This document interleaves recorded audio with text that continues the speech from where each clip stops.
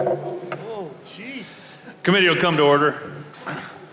Before we begin, can we turn this down just a little bit? You don't need it. Before we begin, I'd ask unanimous consent that Transportation Infrastructure Committee members not on the subcommittee be permitted to sit with the subcommittee at today's hearing and ask questions. Without objection, so ordered.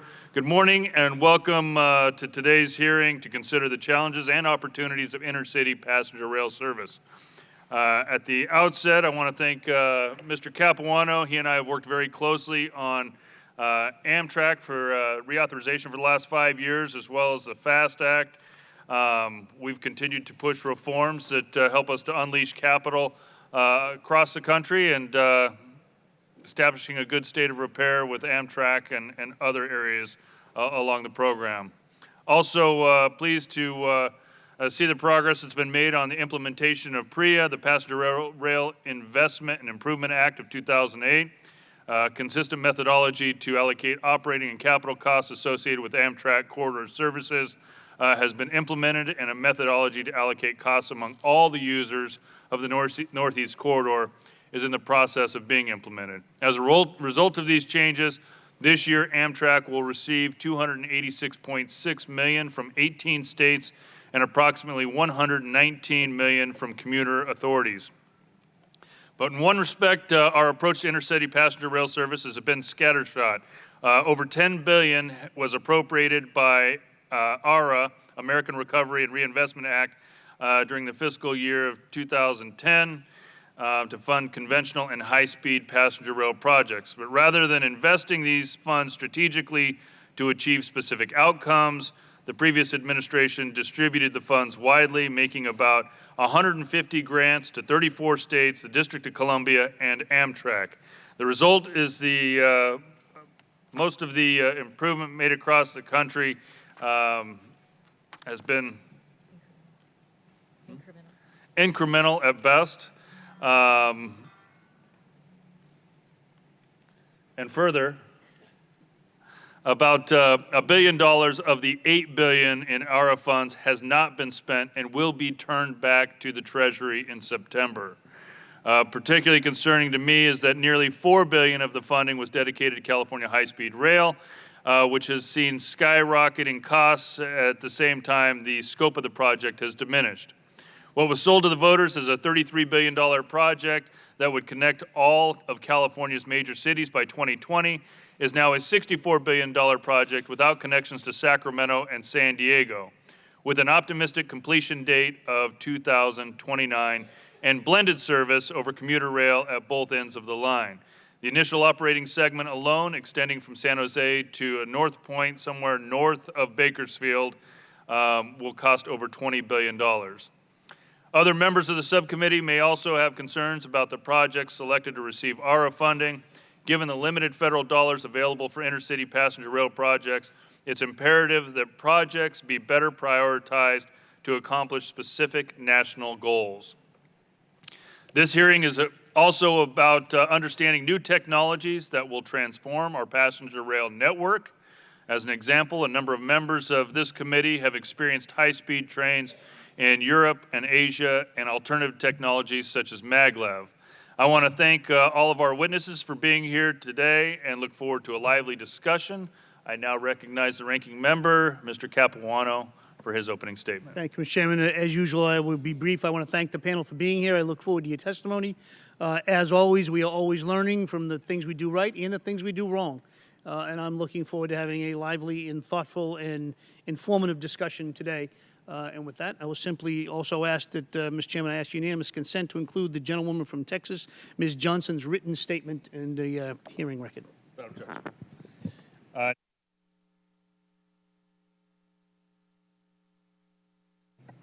Thank you, Mr. Chairman. Thanks for this hearing today.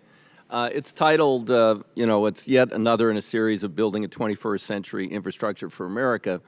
But unfortunately, thus far, we're making no progress. In fact, the President has proposed to take us backwards. They had a much touted infrastructure week 2 weeks ago, which came out with a mishmash of devolution, privatization proposals, no really substantive move toward a needed federal investment in a number of modes. They also pointed at environmental regulation as being the only problem that is before us. Actually, 90% of projects in surface go forward with what's called a categorical exclusion, so no environmental analysis necessary. 5% go through a minimal process environmental analysis, and 5%, the largest, most major projects that impact millions of people, those go through a NEPA analysis, but that's not what's holding the states or the regions or these projects back.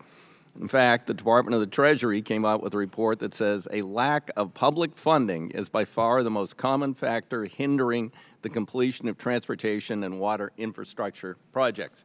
So we got a lot of pretend going on. All we got to do is streamline. Well, we streamlined in the, whatever they called that, the MICA bill, and then we streamlined in the FAST Act. Most of that streamlining has not yet been implemented, and once that's implemented, these non-existent problems will be even more non-existent. So they also announced a dashboard, but of course the Obama administration had a dashboard, so that wasn't big progress either. And then the president's budget, $95 billion in cuts to highways, transit, and safety over 10 years, $20 billion in cuts to Transit New Start over 10 years, $1 billion to the Army Corps of Engineers, and even $250 million in the FAA. For the coming year. He also proposed to cut all 15 Amtrak long-distance routes. And he also wants to cut essential air service. So I think a lot of people living in smaller cities throughout the heartland of America are going to be a little surprised to wake up one day, find out they have no air service, they have no train service, but they can get on the newly tolled, privatized interstate system and move themselves around as best they can. That's sort of where we're at today. So I really wish we could get down to the brass tacks of talking about building a 21st century infrastructure for this country. I've introduced 3 bipartisan bills. One would, shockingly, spend the taxes collected for the Harbor Maintenance Trust Fund on harbor maintenance. Whoa, that's shocking in Washington, D.C. It was pulled out of the Water Resources Development Bill last year at the behest of the Speaker, at the request of Mr. Price, because the Budget Committee wants to pretend by diverting that money from its intended purpose that they are reducing the deficit. $9 billion sitting in the Treasury, maybe, or evaporated into the ether. Number 2, lift the cap on passenger facility charges. I've introduced that with our colleague, Mr. Massey. And number 3, a penny for progress. Index the gas tax, could never go up more than 1.5 cents a gallon a year, borrow $500 billion over 13 years, and really get some things done. There's 3 proposals, total $560 billion of real investment. And all we've seen from the White House is privatization. And in fact, they have one other great idea. They would bribe the states to sell their interstate. So if you propose to sell your interstate to a private vendor, then they will give you federal gas tax dollars to do that. They will pay you 10 or 15% commission for selling the public infrastructure to private interests. This is becoming absurd.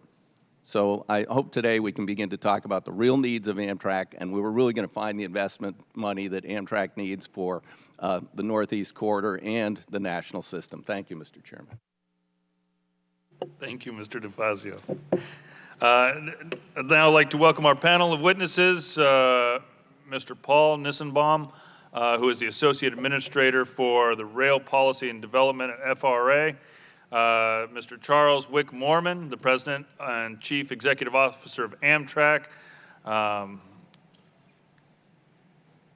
He's not here. Oh. I'd now like to pause to allow Mr. Webster for a brief introduction. Thank you, Mr. Chair. Wick Mormon and I have 3 things in common. We both went to Georgia Tech. We're both engineers, and we were fraternity brothers. And he began there as a co-op student working with Southern Railway, and he never left rails. He stayed the whole time. He moved his way up in Southern, and it became Norfolk Southern. He was president and CEO, chairman, and then he retired. And I'm not sure what struck him, but he decided to change from freight to get into passenger service. And I will tell you, there couldn't be a better person, a more knowledgeable person. He even taught me what the distance between the rails are on standard rail and why that is. It may have been an old wives' tale, I don't know, but anyway, I will say this: Wick Moorman is a railroader of all railroaders, and he understands the business. And I think he's going to do a fine job as President CEO at Amtrak. Thank you, Mr. Chairman. Thank you, Mr. Webster. Also on the panel today is Mr. John Porcari, Interim Executive Director of Gateway Program Development Corporation and former Deputy Secretary of USDOT, Mr. Mike Raringer, who serves as the Executive Director of Florida East Coast Industries, and Mr. Dan Richard, Chair of the California High-Speed Rail Authority. I would ask members, Mr.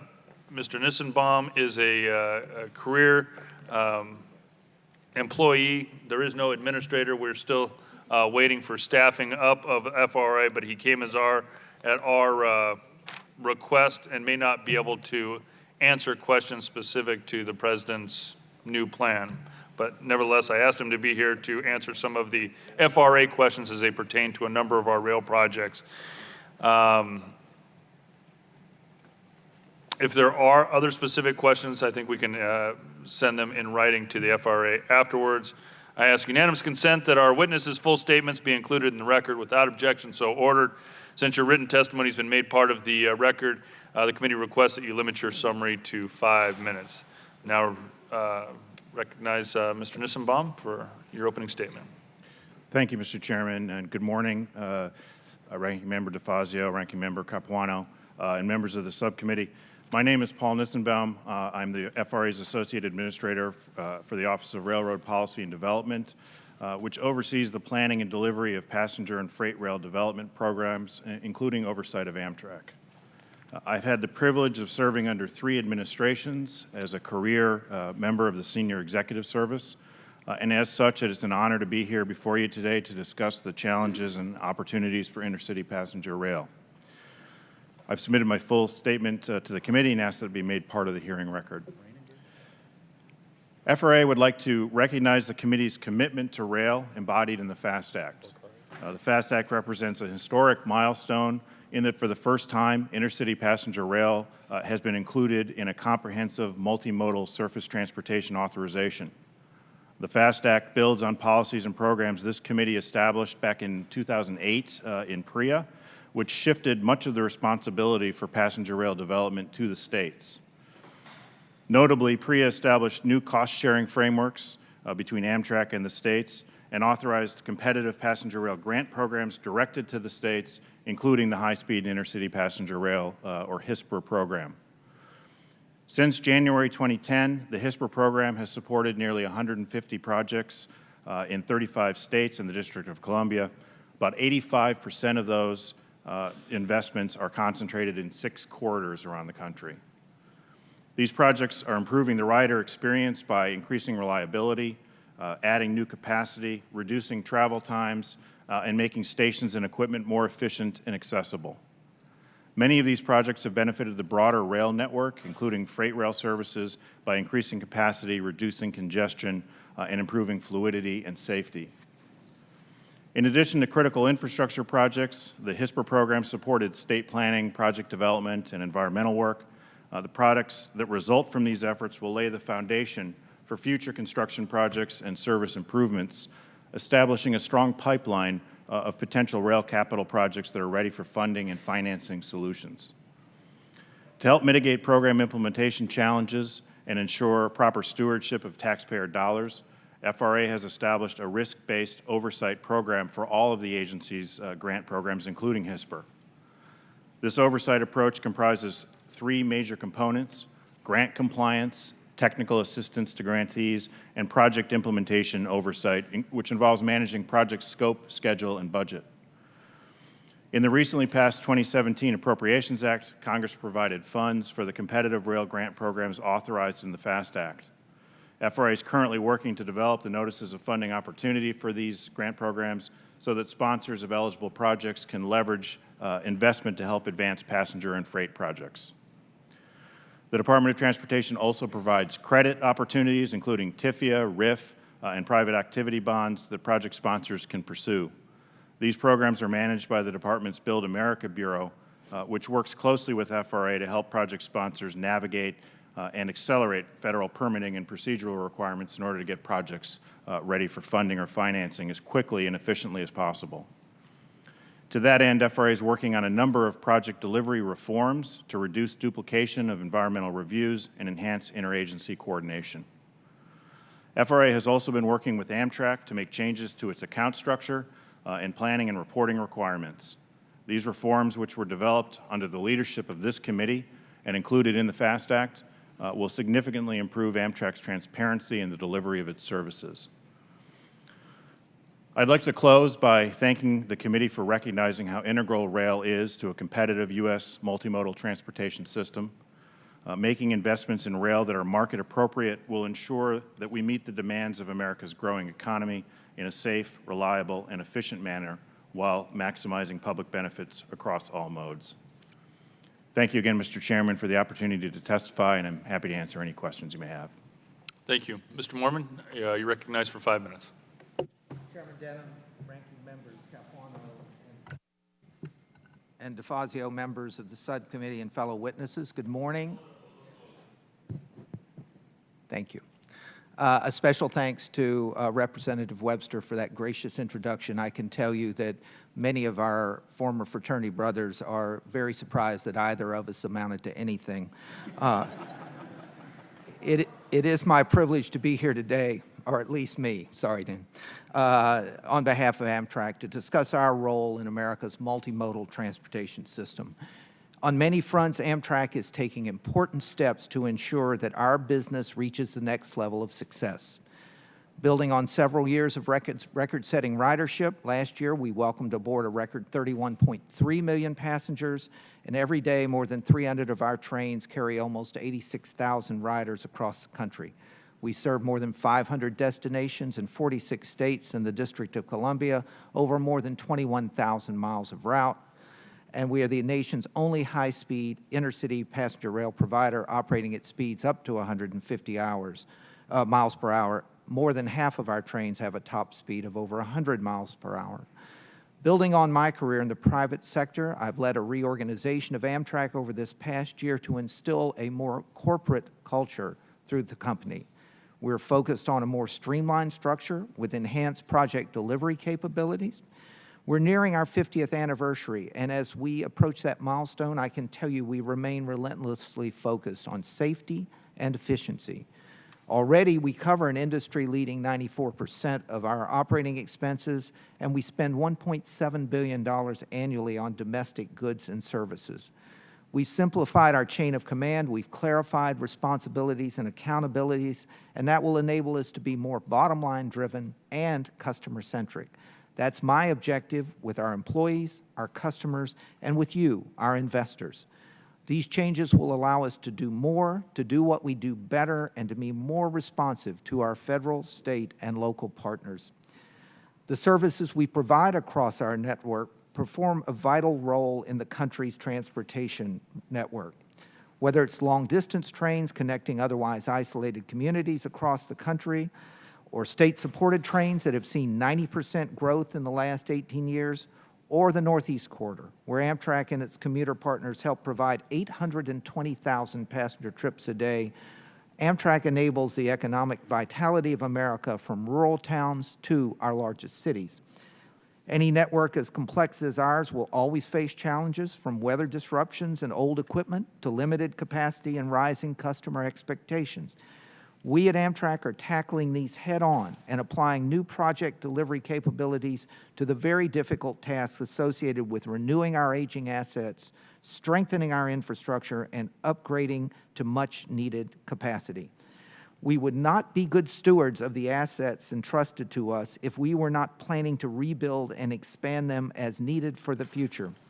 I'm sure many of you are aware of the Infrastructure Renewal at Penn Station program that we're about to begin this summer. It will accelerate years of overdue infrastructure renewal to deliver essential increases in reliability. And the necessity of this effort speaks to the stresses which the station's infrastructure is subject to. Penn Station today operates without a sufficient capacity margin to guarantee reliable delivery of service. And while we'll make genuine progress this summer, huge needs remain from our 1934 vintage electric traction system to work in our 1910 era tunnels. Beyond addressing the immediate needs, there are also serious capacity requirements through the Gateway Program Development Corporation, which my fellow witness and acting executive director John Percari will describe. We're working with New Jersey Transit and the Port Authority of New York and New Jersey to address both capacity and resiliency through the Gateway program. It will replace aging and failure-prone structures such as the Portal and Sawtooth bridges and increase track, tunnel, bridge, and station capacity between Newark and Penn Station. We're also pursuing partnerships to enhance our stations. We're engaging master developers to work with us to maximize commercial value of stations like Washington, Philadelphia, New York, and Baltimore, and we have just announced our selection of a master developer in Chicago. These are public-private partnerships that will improve the stations for our riders and the communities we serve. We're also working with Alstom and the French Railway SNCF on a new Acela fleet to be built here in the United States with more capacity, better amenities, and a smoother ride. And we're about to refurbish our Amfleet cars, which serve as the backbone of our regional service. These are essential initiatives if we are going to lay the foundation for the next 50 years. We know how much our passengers rely on us now, and we clearly see the demand for new routes and increased service levels being expressed by so many communities. Investments now will allow Amtrak to ensure that all of our business lines are ready to expand and meet these growing demands. With your help, Amtrak is poised to build on our strengths and rebuild our infrastructure. We're poised to renew our commitment to serve the people across the America, and I firmly believe that the time for those infrastructure investments has come in this country. They're no longer nice to have. They've now reached the point of must have. We're committed to improving the way we run our business, to modernizing our customers' experience. We're investing in our assets. And I want to thank all of you for your leadership that resulted in inclusion of Amtrak in the FAST Act, and ask you to build on that foundation and invest at the levels you set in our authorization in these important, essential steps to foster a renaissance in American passenger rail transportation. Thank you. Good morning, Chairman Denham, Ranking Member DeFazio, Ranking Member Capuano, and members of the subcommittee. My name is John Porcari. I'm the Interim Executive Director of the Gateway Program Development Corporation. The Gateway Corporation is the federal state entity created to carry out one of the most important and urgent infrastructure projects in the United States, the Gateway Project. The 450-mile Northeast Corridor is the busiest rail corridor in the country, and the busiest section of this corridor is the part around New York City. Heading out of Manhattan to the northeast toward Boston, there are 4 tracks, which gives the system redundancy to allow maintenance to be performed and to respond to incidents. Unfortunately, in the other direction, where trains travel under the Hudson River to New Jersey and eventually to Washington, this is not the case. There are just 2 tracks. Any issues here, even minor ones, cause major problems for the corridor. There is no alternative route. The Gateway program of projects is designed to address this deficiency. The section from Penn Station in New York to Newark, New Jersey is the most densely used piece of track in the United States and one of the most densely used in the world. It can host nearly 1,200 train movements per day. Unfortunately, it's also very old and in need of urgent repair and expansion. The existing tunnels under the Hudson River were completed in 1910 while the Titanic was still under construction and while the Wright brothers were transitioning from their Model A to their Model B airplane. The tunnel's age is reason enough for them to be comprehensively refurbished. But compounding that is during Hurricane Sandy in 2012, they flooded, worsening their already precarious situation. In addition to the two-track tunnel, this section of track contains the Portal Bridge over the Hackensack River in New Jersey, the busiest train bridge in the Western Hemisphere. This 2-track swing bridge also dates from 1910, and because of its low clearance over the water, it must be open to allow boats to pass. What we are calling Phase 1A of the Gateway program is the replacement of this aging bridge. The design, All environmental reviews and permitting are completed, and we're just awaiting the last piece of funding. Pre-construction work on this new bridge site, such as building an access road and retaining walls, will be underway this summer. Amtrak has committed its funding for the new bridge, and the local partners, New Jersey Transit and the Port Authority of New York and New Jersey, have committed theirs. With everything else in place, we're awaiting word from the U.S. Department of Transportation on whether the project will be awarded a Federal Transit Administration capital investment grant for core capacity that we applied for last fall. Award of these funds will be the last piece of the puzzle, and then construction will be able to start on the bridge. Let me emphasize that the technical assistance and coordination by the Department of Transportation has been extraordinary, and this first component of the Gateway project would not be ready for construction without DOT's assistance. We're simultaneously moving forward with Phase 1B, which is construction of a new two-track tunnel under the Hudson River. The plan is to quickly build these two new tracks under the Hudson, and once they're open, to close each of the existing 106-year-old tunnels in turn for repairs. Closing one of these tunnels for repairs without the new tunnel in place would reduce throughput of trains during rush hour by 75% due to the need to run trains in both directions on the remaining track. When the entire Gateway program is completed, including subsequent phases, there will be a fully functional four-track railroad all the way from Newark, New Jersey to New York Penn Station, and enough track and platform capacity in Penn Station in New York to accommodate decades of future travel growth. Work is currently underway to finish the environmental impact statement for the tunnel phase of the work. I'm pleased to say that we're on an aggressive 24-month schedule for completion of the EIS, which is less than half the time that was typical for projects of this kind just a few years ago. With the help of USDOT, we'll release a draft EIS this month for the tunnel, and a final EIS, record of decision, and a Corps of Engineers Section 404 permit simultaneously by March 2018.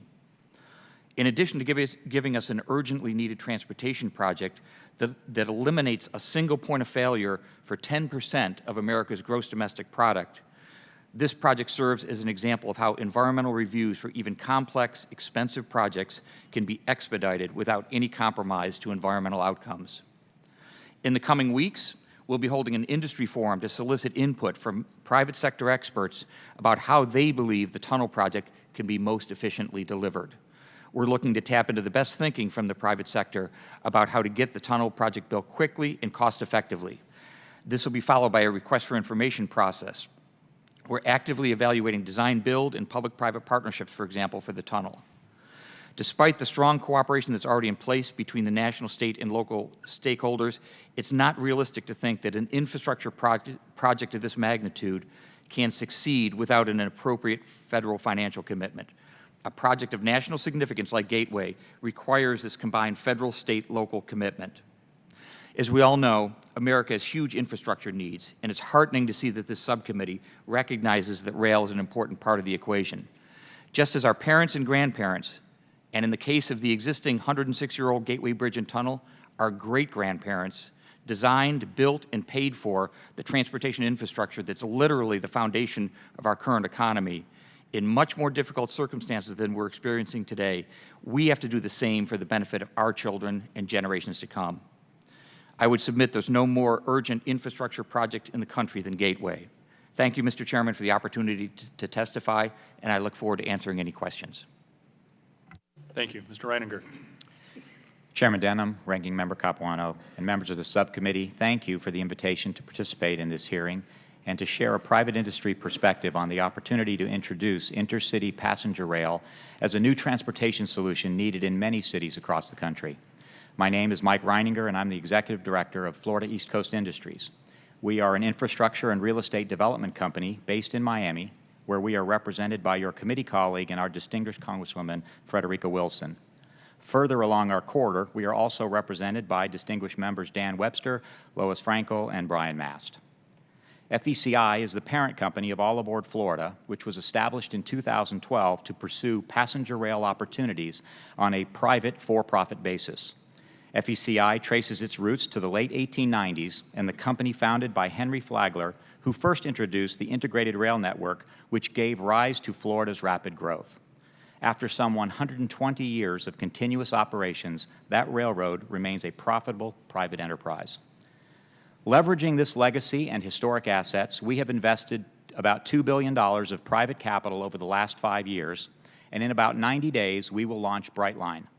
This new express intercity passenger train will service the downtown cores in Miami, Fort Lauderdale, and West Palm Beach as the first phase of a vision to fully connect the Southeast and Central Florida markets.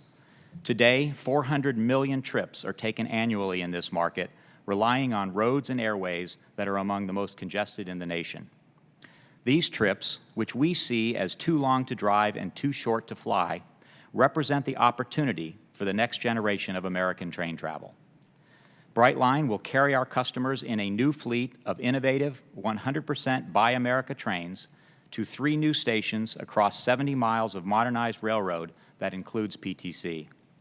In addition, we are building over 1.5 million square feet of mixed-use development in and around our transit hubs, and these facilities will begin welcoming new occupants concurrent with the start of Brightline trains. Our business thesis is quite simple. We believe that markets comprised of city pairs that are 250 to 350 miles apart present opportunities for trains to provide a more efficient, comfortable, and reliable alternative to cars and planes. The addition of integrated real estate development aligns 2 economic engines that directly support one another and creates a unified business platform that has more than one way to pay the bills.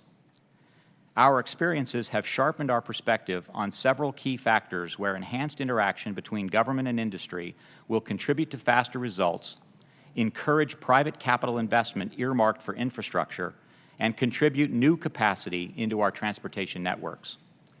Broadly speaking, the most notable areas for improvement that will help pioneering efforts such as ours are a streamlining of complicated regulatory processes and enhancements to the debt markets that must accompany equity investments to produce new projects. The NEPA process remains a disincentive to the private sector. And while there is ample equity, such as ours, ready to invest in transportation, the lack of precedent for new systems, coupled with uncertain permitting, have limited the availability of the appropriate debt needed to complete the capital equation. Both issues can benefit from retooling of already existing structures. Our own experiences with expanding our business into its second phase, an incremental investment of $2 billion, clearly demonstrates these points. Our project underwent a comprehensive 2.5-year-long NEPA study, resulting in the publishing of a final EIS. Yet 4.5 years after it began, the process has still not resulted in the outcomes that will facilitate needed permits. Rationalization of this reality will save enormous time and money and produce much better results. Programs such as private activity bonds, RIF, or TIFIA loans are underutilized for greenfield developments as they suffer from opaque and complex rules that discourage their use. Yet we are encouraged that these existing programs could be easily revised to remove ambiguity and provide exactly the kind of efficient debt needed to incent investment and create progress. As the demand for services such as Brightline continue to emerge, the opportunity to catalyze the direction of private capital against the infrastructure challenge can be effected through needed reforms that will align the interests and strengths of government and industry toward common goals. As we work toward the launch of our business and the expansion of our system, we welcome the opportunity to contribute to enhanced solutions to these issues. Thank you for the opportunity to share these thoughts with you today, and I'll welcome questions. Thank you. Mr. Richard? Good morning, Chairman Denham, Ranking Member DeFazio, Ranking Member Capuano.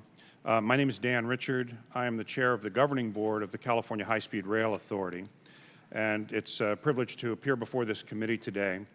My written testimony gives a comprehensive view of both the status and the future of the California High-Speed Rail program. In the few short minutes here, I'd like to emphasize 3 points. First, as we sit here today, construction of America's first true high-speed rail system is underway in California.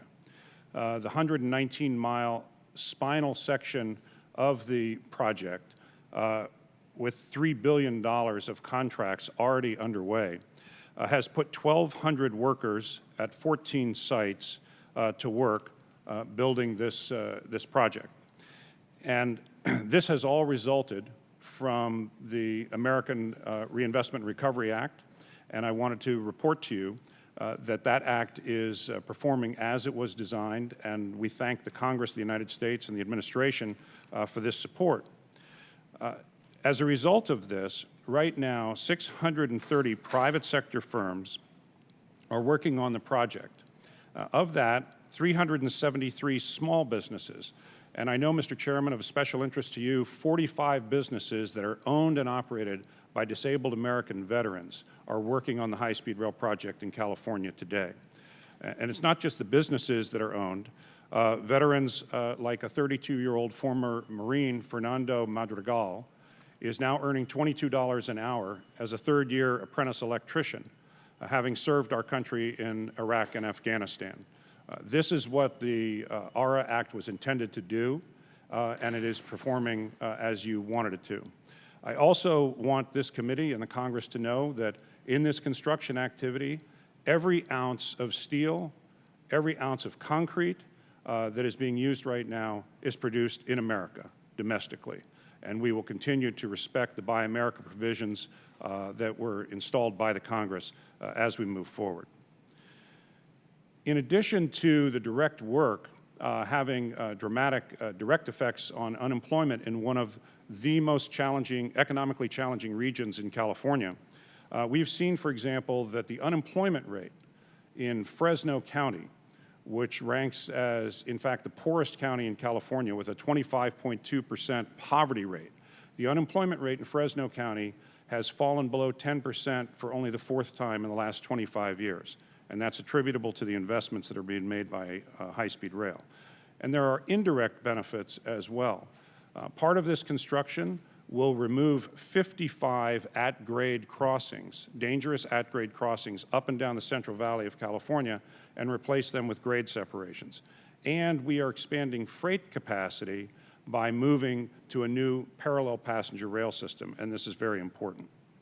So the high-speed rail program is under construction. It's having dramatic effects immediately in California, in an area that has suffered historic underinvestment in our state. The second point that I want to make is that our next step is to connect the Central Valley of California with the Silicon Valley of California. And that will be a 250-mile stretch from north of Bakersfield up through Fresno and into San Jose and ultimately San Francisco. The import of this cannot be overstated. Right now in the Silicon Valley, which is the engine of California's economy and to a great extent the engine of America's economy, the housing crisis has reached epic proportions. The average cost of a home in the San Jose area, the average cost is more than $1 million. So the challenge for our high technology industry to attract and retain talent in this area with those housing costs is enormous. Today, instead of taking a Google bus from San Francisco, which takes an hour, we now see the prospect of high-speed rail service connecting San Jose to Merced and Fresno with 40 and 50-minute trips. And the technology leaders in Silicon Valley are extremely excited about this prospect of bringing a jobs-housing balance to a region that has not had that. And just last week, Google announced the creation of a 20,000-person campus right at the Diridon station, which will be the densest transportation hub in the West, with high-speed rail, BART, Amtrak, Caltrain, and so forth, all serving that region. Finally, I want to make the point that at this point in our program, we are beginning the transition to commercialization. The California High-Speed Rail Program will be a privately operated system. The government's role is to reduce risk at the outset and then provide the rights to the private sector to operate on that infrastructure. And last week, members, we issued an RFP for a private sector early operator to come in and infuse commercial thinking into the design and development of the system. 5 international bid teams have all qualified for that, and we expect to receive robust competition.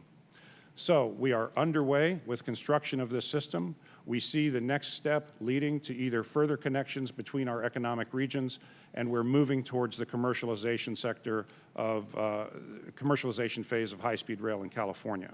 I think these are exciting developments for our state and our nation. I thank you for the opportunity to appear here today and look forward to your questions. Thank you, and I thank each of our witnesses for joining us today. We will have at least 2 rounds of questions. I know that there are a number of questions. This entire panel wants to hear about infrastructure and investment across the country, as well as the progress of each of these projects, as well as the oversight. I'll start this morning off, Mr. Richard. First of all, thank you. You have appeared many times in front of this committee. We do have a lot of questions, as this is the first high-speed rail investment in the country. We want to make sure that we do it right. We also want to make sure that what was proposed to taxpayers is adhered to. And so that has raised a number of questions as we move forward on investment. I want to follow up on some of our previous hearings. First of all, and before I start, let me also thank you. I've taken you up on your request at the invitation of Congressman Costa to actually go on site, take a look at some of the jobs, take a look at some of the investment, as well as report back to this committee on this. So I want to thank you for your openness and invitation on that, and look forward to, over the next couple months, taking you up on that offer.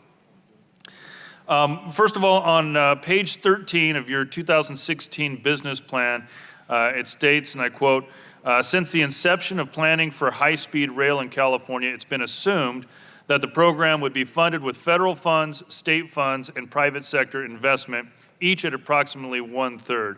Are you still confident we're at a third, and a third? Well, first of all, thank you, Mr. Chairman, for your remarks. And I guess I would have to say honestly that I don't think there's any question about the state's share of this, reaching roughly a third of the cost. Our analyses show that the potential revenues that would generate private sector investment would equal about a third of the cost. As we sit here today, Mr. Chairman, I think the question for us is the federal participation. Right now, of the $64 billion, the federal commitment is about $3.5 billion, representing 5% share of federal support for this project. And I would submit to you that that is far lower than historically has been the case. California has committed both bond money, state cap and trade money. Those programs are moving forward. We see $20 billion of private sector investment. That's about a third. And I would hope, Mr. Chairman, that as this Congress and the administration sees the private sector and the state contributions to this, that we can have a different conversation about the federal support than we've had in the past few years. So my confidence level depends on that. And so far, the amount of expenditures that you've had so far has been primarily federal dollars. Yes, sir. And Mr. Chairman, we appreciate the fact that the Department of Transportation, through the tapered match approach, has allowed us to get going on this program when there was, in the past, some litigation and other challenges. We are on the threshold of completing the expenditure of the ARA money. Further federal money for us under the FY10 grant will have to wait under the terms of the agreement until California reaches its match. We have started to do that, and we see that moving forward appropriately. And our previous hearing, from memory, our previous hearing last year, you had stated that you would not need any more federal dollars under the initial construction segment. Is that still correct? That is still correct, Mr. Chairman. But you are still counting on federal government to come up with roughly $20 billion of the $64 billion needed for phase one. I would say the right verb there is we're hoping for it. I don't know that we're counting on it as we sit here today. And the import of that will simply be that if the federal government does not provide additional support, it will certainly slow the development of the program. I think it's important to note that we have designed our program to be delivered in segments. Each segment will have utility, and as we complete each segment, the risk goes down. So my hope is that the federal government would look at areas where there are gaps to fill in or other things like that, and I think we can have that conversation at that point. The California High-Speed Rail Peer Review Group concluded last year that even using the California High-Speed Rail authorities, using your own assumptions, Phase 1 still faces an $18.9 billion funding shortfall. Can you briefly describe, in the short amount of time we have left, what revenue sources are you counting on to fill that gap? Well, again, I think the biggest part of that is I think they assumed that there was not necessarily going to be additional federal support at this point, so federal dollars could be a source of that. Mr. Chairman, we're just also starting to look at a number of ancillary revenue opportunities. In Japan, the Japanese experience is they get about 32% of their revenues from real estate development around the stations. We're just beginning to look at that kind of issue, leasing our right-of-way for fiber optic and other things. So I think we can provide this committee with a more detailed assessment of that. We don't have our arms fully around that, but we do kind of have in sight what directions we would go in to fill those gaps in the future. I'm about out of time here, but what I hear you saying is asset recycling might be something that you're looking at for California high-speed rail, and that might help you to fill some of that gap. Mr. Chairman, I was taught not to step into a bar fight. Rather not, if I can. Thank you. Mr. Capuano, recognized for 5 minutes. Mr. DeFazio, recognized for 5 minutes. Oh, respect. Thank you. Thank you for your respect. For Mr. Nissenbaum, you know, we did put additional streamlining requirement. We basically made rail projects eligible for streamlining that we'd previously adopted for highway projects. Has that been implemented yet? So we're in the process of working with Federal Highways and Federal Transit to join their NEPA regulations per the FAST Act, and that's in process, and we expect that out soon. Will that require rulemaking on your part? It does. It requires us to join in with the rule that the Federal Highways and Federal Transit is updating right now. Okay, so you'll be part and parcel of that rulemaking, but of course you can't do any rulemaking right now. Well, You're not allowed to do rules. Yeah, rules are under the regulatory review committee right now, Right. but we expect rules like that will be moving forward. Okay, now here's a case where we're going to have a rulemaking that'll expedite projects, which so I think almost everyone would agree that's beneficial, although some people will be concerned that there won't be adequate environmental protections, perhaps. I don't think that's the case. But you're going to have to find two other rules to repeal, right? I mean, if you become part of the highway rule, and the new rule is that you have to repeal two rules to adopt a rule, even if that rule is beneficial and is streamlining, what two rules are you going to do away with? So what I can tell you is that there's support within the administration to advance environmental streamlining. This is consistent with that principle, and at this point, we see no reason why we can't move forward full steam ahead on that. Okay.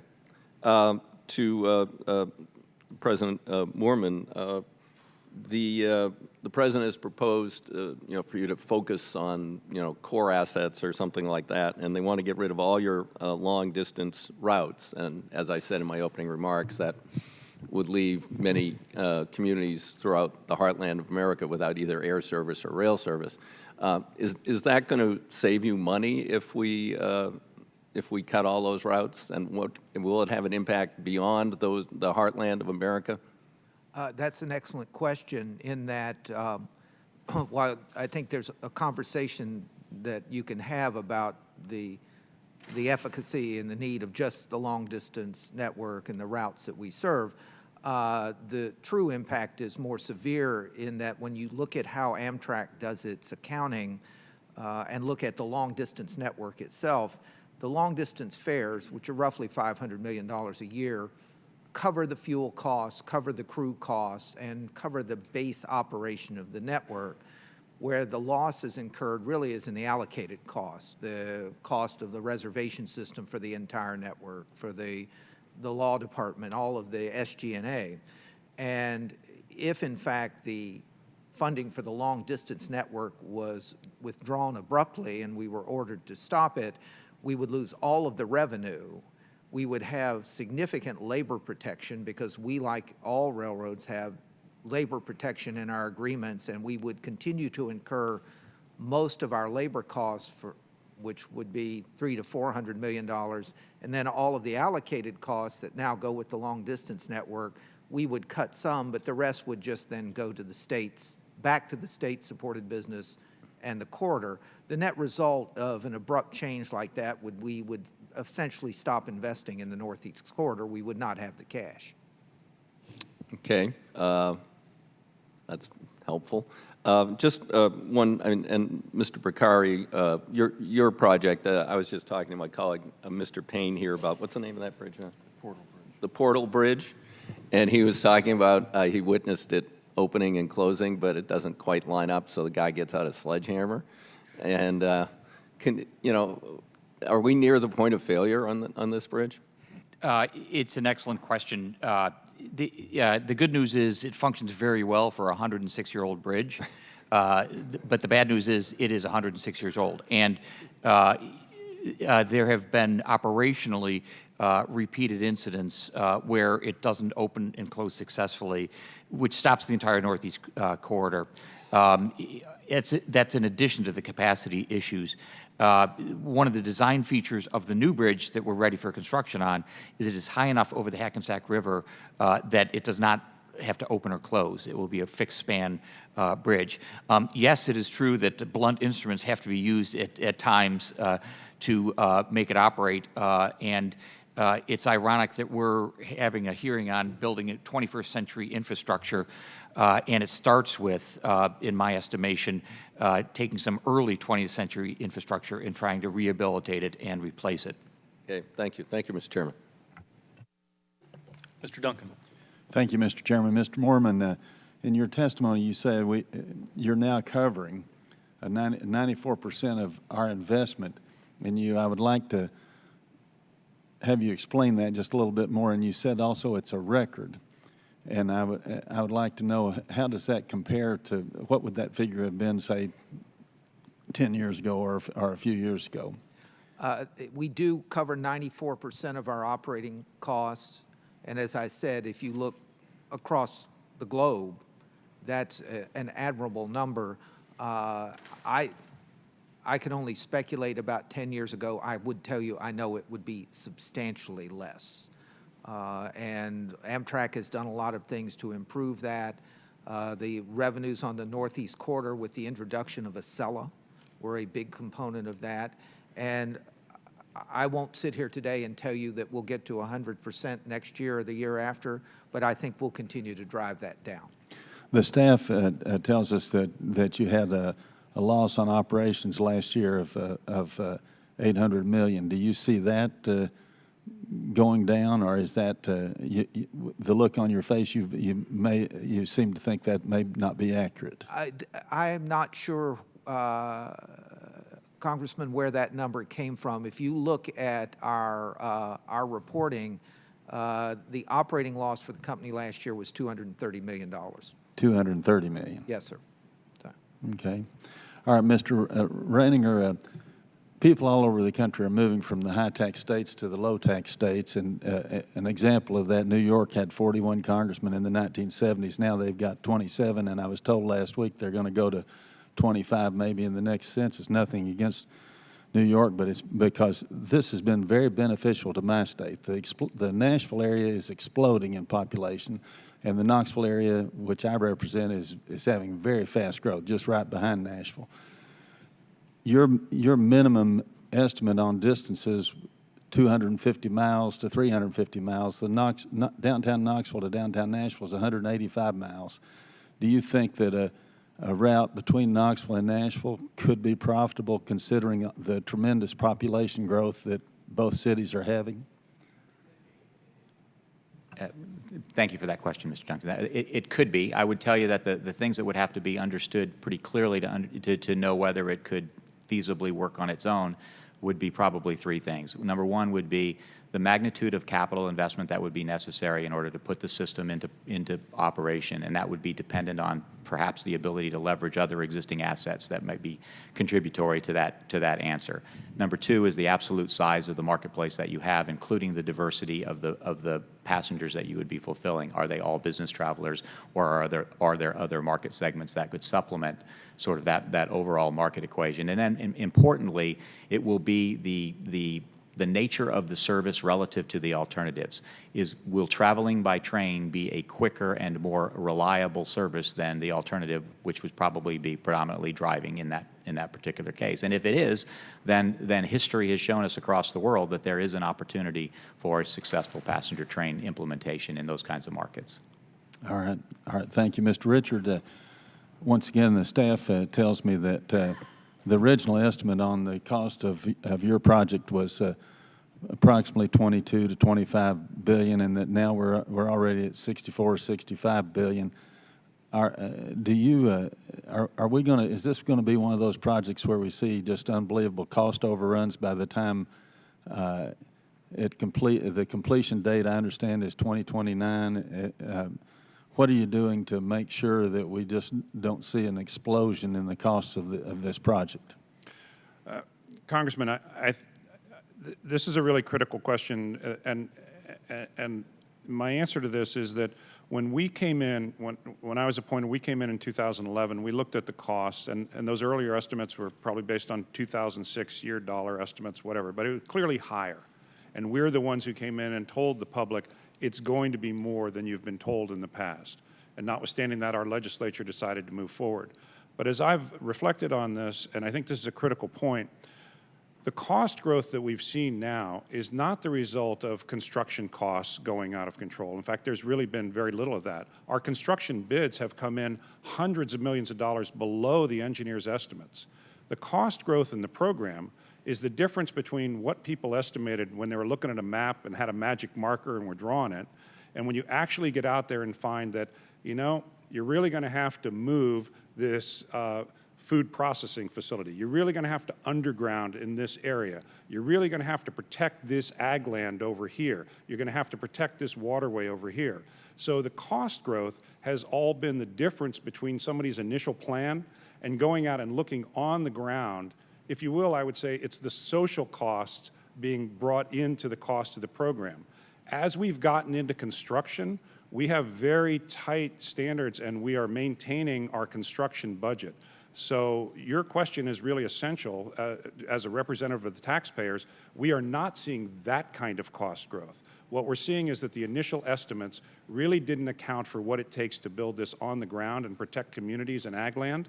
But I think we've now absorbed those costs. And in fact, we're doing extensive and aggressive value engineering. 2 years ago, the cost estimate was $68 billion. We brought it down to 64. We're continuing to look at ways that we can drive costs down because we know we will have construction cost pressures. All right. Thank you very much, Mr. Chairman. Thank you, Mr. Duncan. Mr. Payne. Recognized for 5 minutes. Thank you, Mr. Chairman. And I'd like to thank the witnesses for being here. And just to piggyback on what the ranking member was talking about in terms of the Portal Bridge, I had the opportunity to go out to the Portal Bridge and visit that piece of infrastructure. And we're talking about a bridge that was designed in the 1800s and constructed around 1910. And this bridge, if it goes down, stops traffic between Massachusetts and Florida. This one bridge. I mean, the only thing, and if I'm not mistaken, Mr. Picari, all the other funding is in place except for the federal part of that. Is that correct? Yes, that is correct. And so this is something that, from my understanding, is shovel-ready with the input of the federal government's dollars, that we can start on this project, create the 4 lanes that are necessary, and to make sure that this vital piece of infrastructure does not hamper the entire Northeast coast. Am I correct? That's correct. It's not only shovel-ready, it's shovel-worthy. I like to describe it as a single point of failure for 10% of America's GDP, because that's really what that bridge is. As I mentioned in my testimony, we'll be doing early construction activities, pre-construction work this summer on the site, building an access road, retaining walls, and the like. We are ready to go, and it's 100% permitted, designed, and ready for bid. Okay.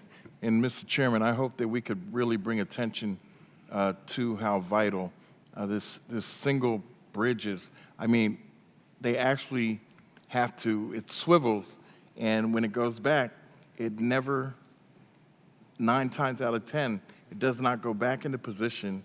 They have to contact someone, a technician, to come up there, actually sometimes with a sledgehammer, and knock the track back into place.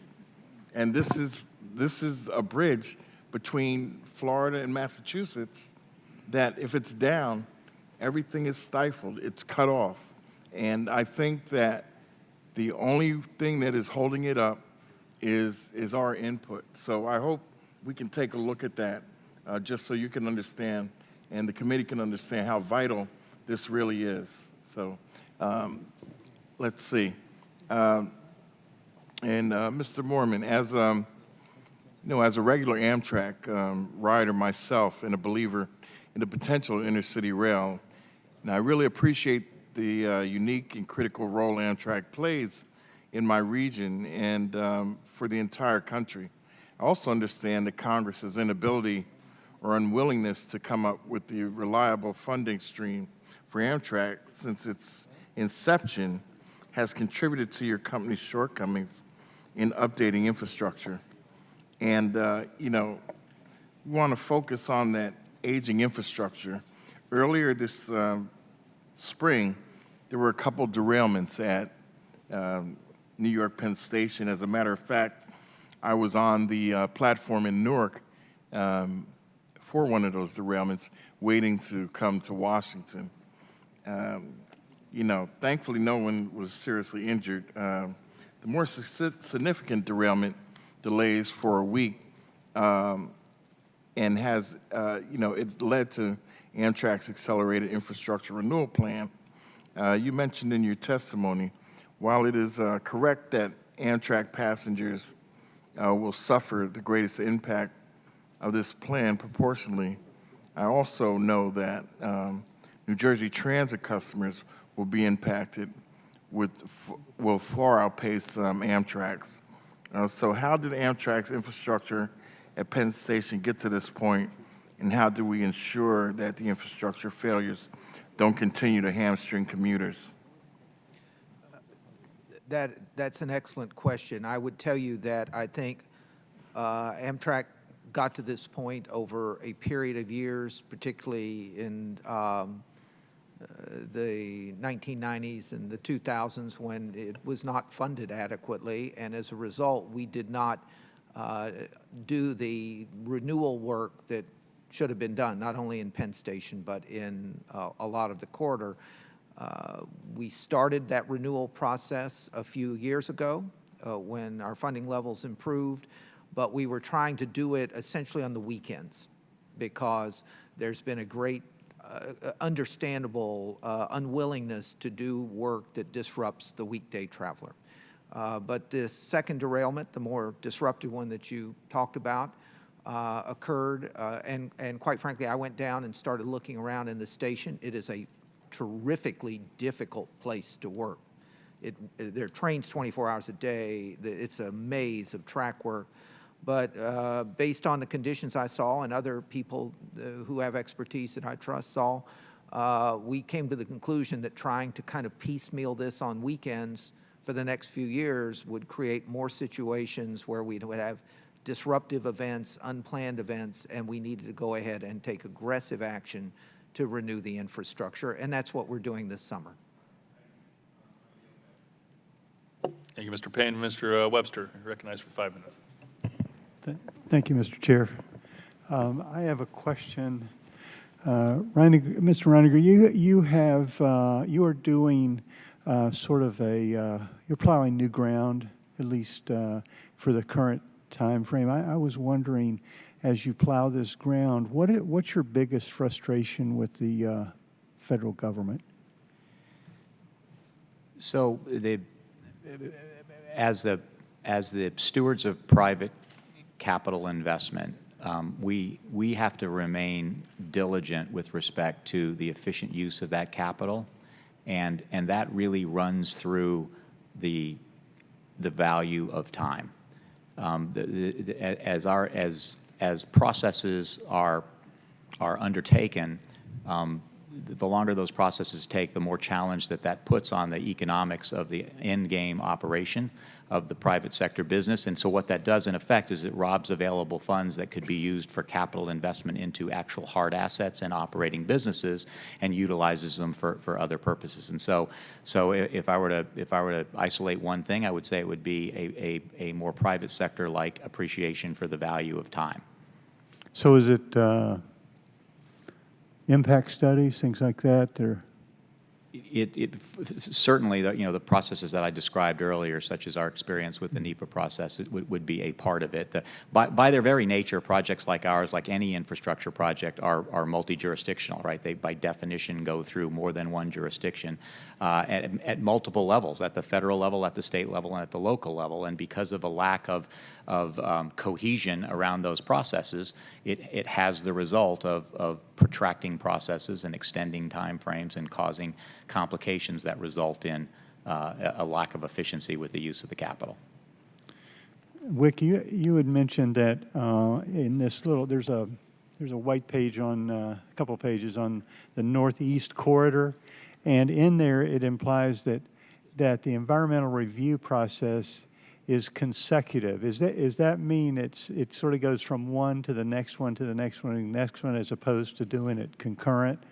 And if so, is there any fix to that? So because it looks like it could. This is just one project, the doubling of the Washington Union Station's capacity. Do those studies? Is there any thing we can do to make them run concurrent or in parallel? I think that they have been consecutive more because that's where our planning processes have been. We have, like every other industry, we have a certain capability in terms of our planning processes and our planning mechanisms. And so in order to run all of the studies concurrently, we would have to be planning all of these projects concurrently. I don't see that as a particular impediment. I think that certainly the whole issue around environmental regulation and other regulations is something that we need to address, and something that I've asked internally for us to look at in terms of suggesting the ways, be it working with Paul in the FRA or whomever, to streamline without giving up the essential aspects of regulation. But I think that there have been some very positives in that. One of the things that I do want to recognize about NEPA, which was mentioned earlier, is that we would have expected NEPA for the Hudson River tunnels for the process to have taken about 4 years.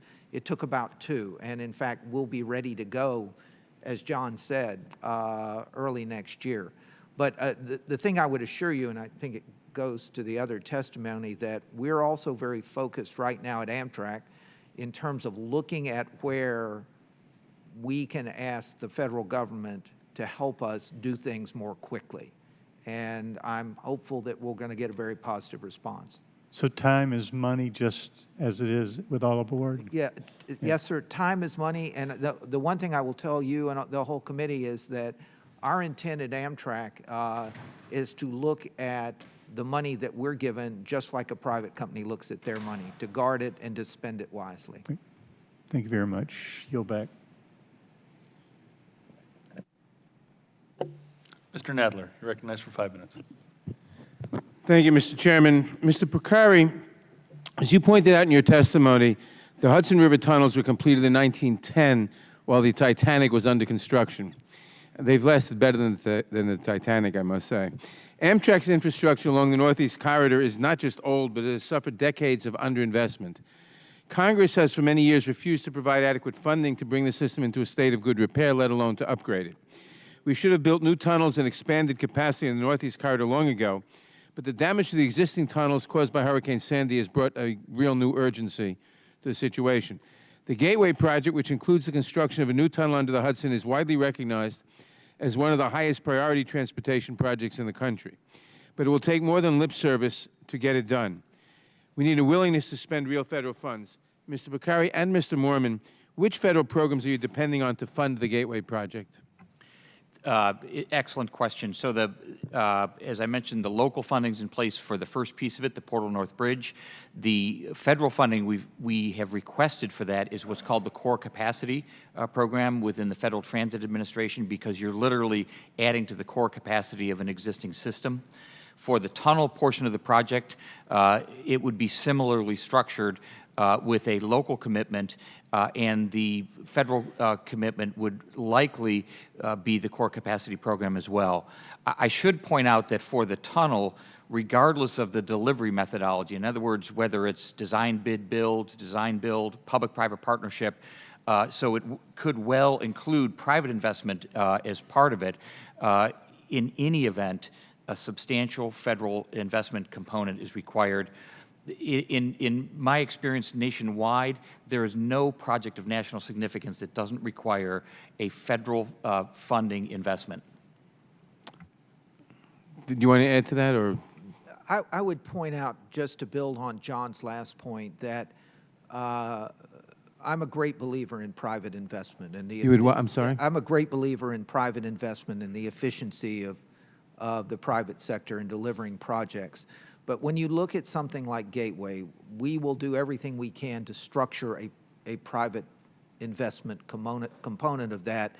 But at the end of the day, that's a limited mechanism, and it just requires significant federal investment and significant state investment to get the job done. Yeah, now the President's budget proposes to cut funding for Amtrak by almost 50%, which also includes cutting the Northeast Corridor by $93 million, or about 28%.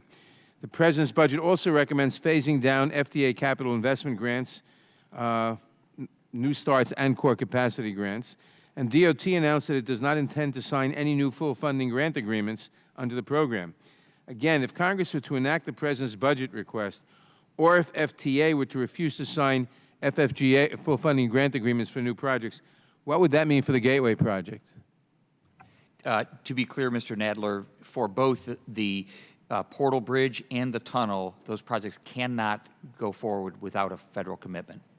So the President's budget would foreclose these projects? Yes, it would. Thank you. Mr. Nissenbaum, if the administration proposes to cut all of these important transportation programs, how does the administration expect to fund the Gateway project? So, as you know, Congressman, the Gateway program is made up of a series of projects, independent projects, starting with Portal Bridge, the Hudson Tunnels, and there are others. Well, there are two basic ones, Portal Bridge and Hudson Tunnels. Everything else is smaller. Right. And our responsibility is to advance those projects through the development process so that we're overseeing the engineering and the environmental process. And as John has mentioned, the Portal Bridge has completed the environmental process, and that's ready. The Hudson Tunnels were in the middle of. But you're not answering my question. As Mr. Porcari said, if there are no new FFGAs, if the core funding, core capacity grants are phased down, there is no possibility of the Gateway project, the Portal Bridge and the Gateway and the tunnels going ahead. So again, if the administration proposes to cut these important transportation programs, how does the administration expect to fund the Gateway project? Or do you think, I mean, it's one or the other, either there has to be a way the administration is thinking of funding the project, or it thinks that we can let the Northeast Corridor fall apart. Which is it? So what I can speak to is our role at FRA in the process, and excuse me, I'm not interested in the process. How how does the administration envision, in light of its budget proposals, that this admittedly key core project for the country will be funded? And again, in my position, what I can speak to is we take each project as they come to us. When funding is provided and when it's available, we evaluate those projects. We do the environmental work associated with them. That's very nice, but how do you envision the projects going forward, given the project? I mean, I assume the administration, in making its budget proposal, thinks of these things. Given the administration's budget proposal, how can this project go forward? Is there any way it can go forward? I'm not interested in the environmental assessment. How can it be funded if the administration proposal and the budget goes forward? Or does the administration think it shouldn't be funded? So at the risk of being redundant, I apologize, Congressman. Again, my role in this process is to evaluate what's in front of us. Well, let me say my time is running out. Let me just ask then, if you go back to the administration and get for this committee a reply, if Congress were to agree with the administration's budget proposals, how the administration envisions the Gateway project being funded, and if it can't answer that question, does it think the Gateway project is not crucial to the country? It's got to either think it isn't crucial, and so why bother funding it, or it is crucial, in which case it has to have in mind a way of funding it, one or the other. So which is it, and please specify. So I'm asking that you get us an answer for that question. I'd be happy to bring that back to the department, get your response. Thank you. I yield back. Thank you, Mr. Nadler. Mr. Mitchell, you're recognized for 5 minutes. Thank you, Mr. Chair. Mr. Mormon, can you help me with a couple of questions? The FAST Act required that Amtrak implement a new count structure and separate accounts for the Northeast Corridor and the national network. That was originally required by the end of December 4th, 2016. Like many things I've found here in Congress, that doesn't happen, apparently. That accounting structure was not submitted by the end of June when it was promised, or by June 2nd. We seem to have a problem of getting what is a pretty simple structure. I come from private business, and accounting structure is not that hard to modify and put in place. When can we expect to receive that from Amtrak? What's the problem? Well, we have submitted the first draft of that accounting structure, but I can talk to you about what the issues have been.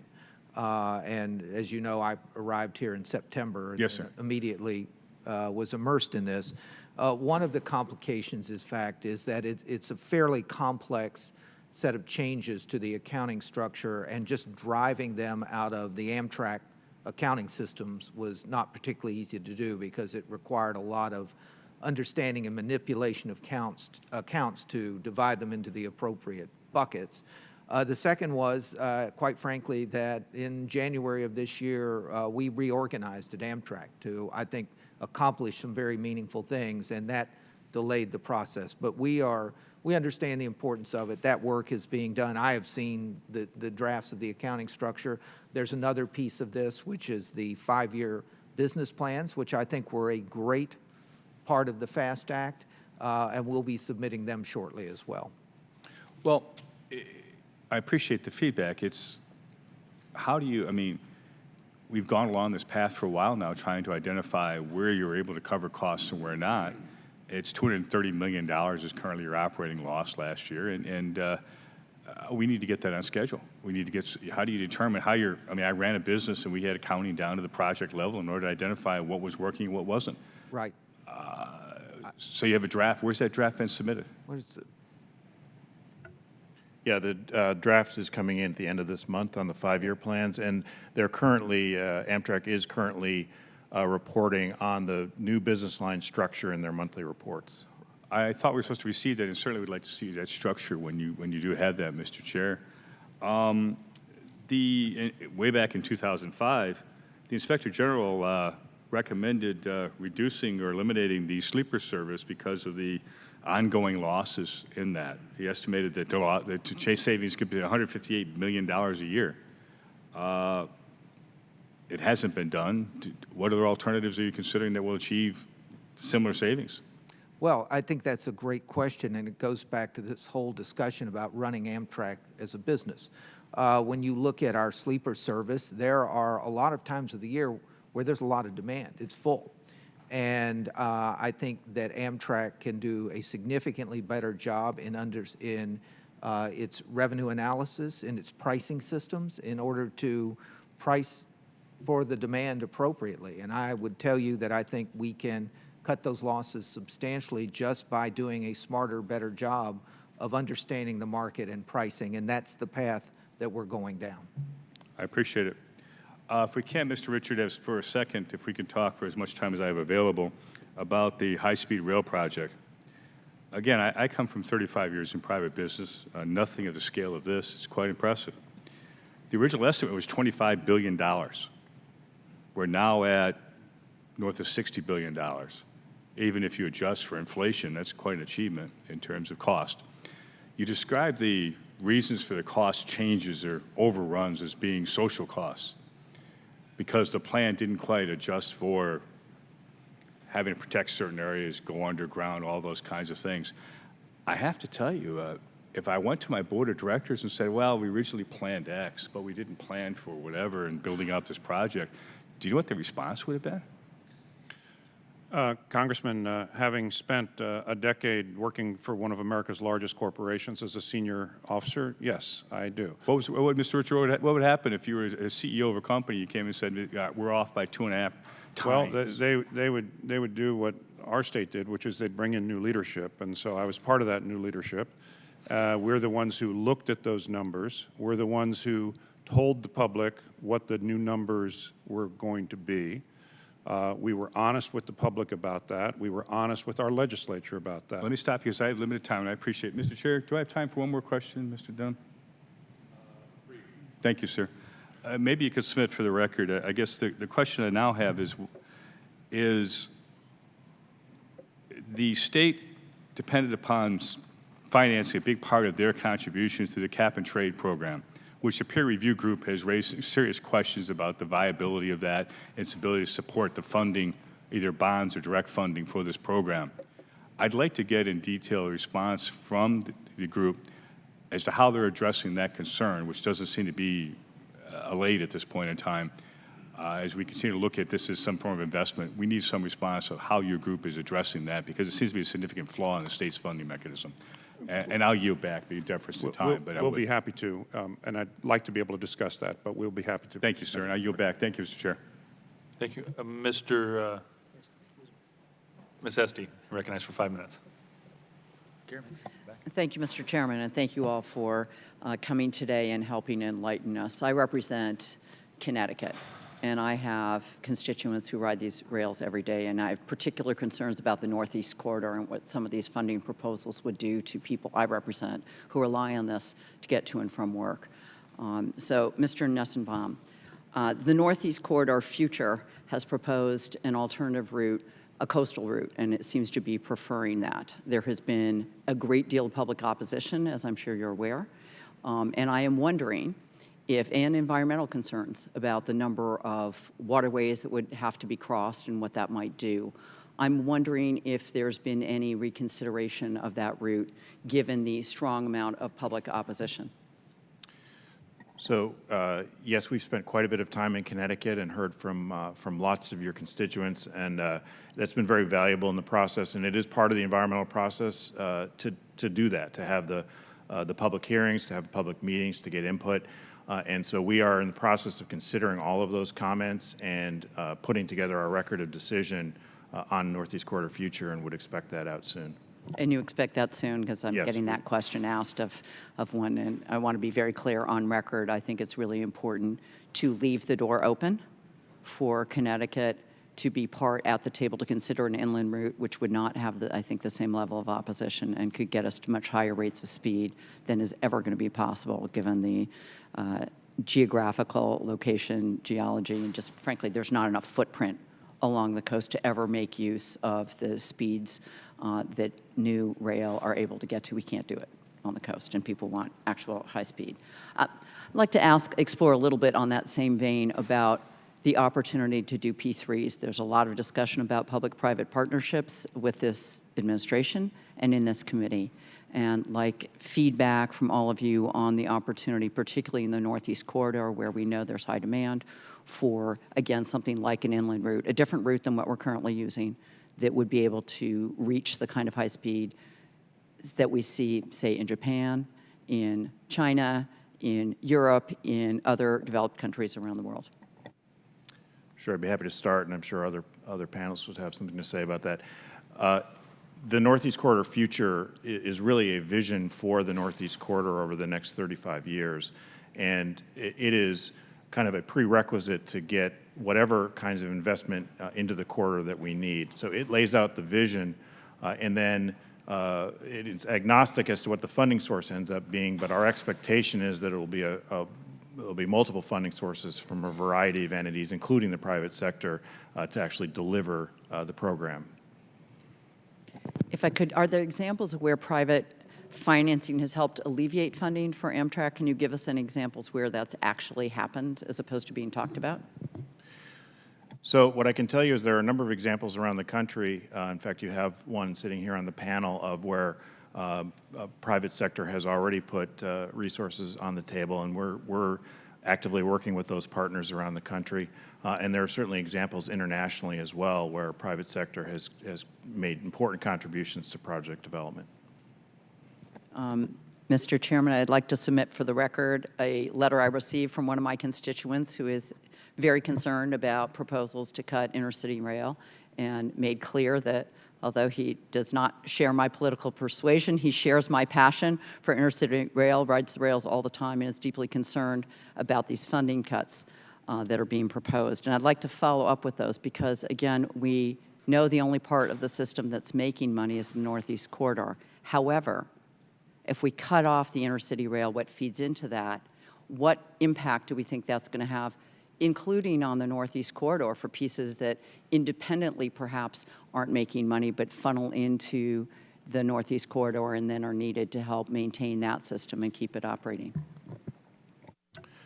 So I think what you're referring to is that there are a number of branch lines that feed the corridor, as well as in other regions around the country, there are services which are generally known as state-supported services.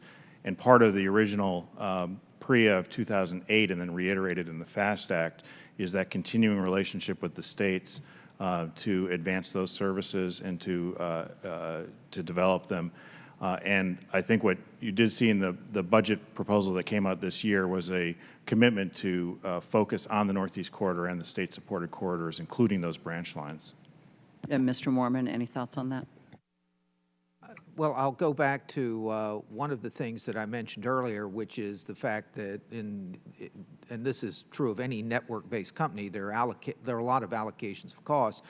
Amtrak, the corridor generates positive revenue, substantial amounts of positive revenue.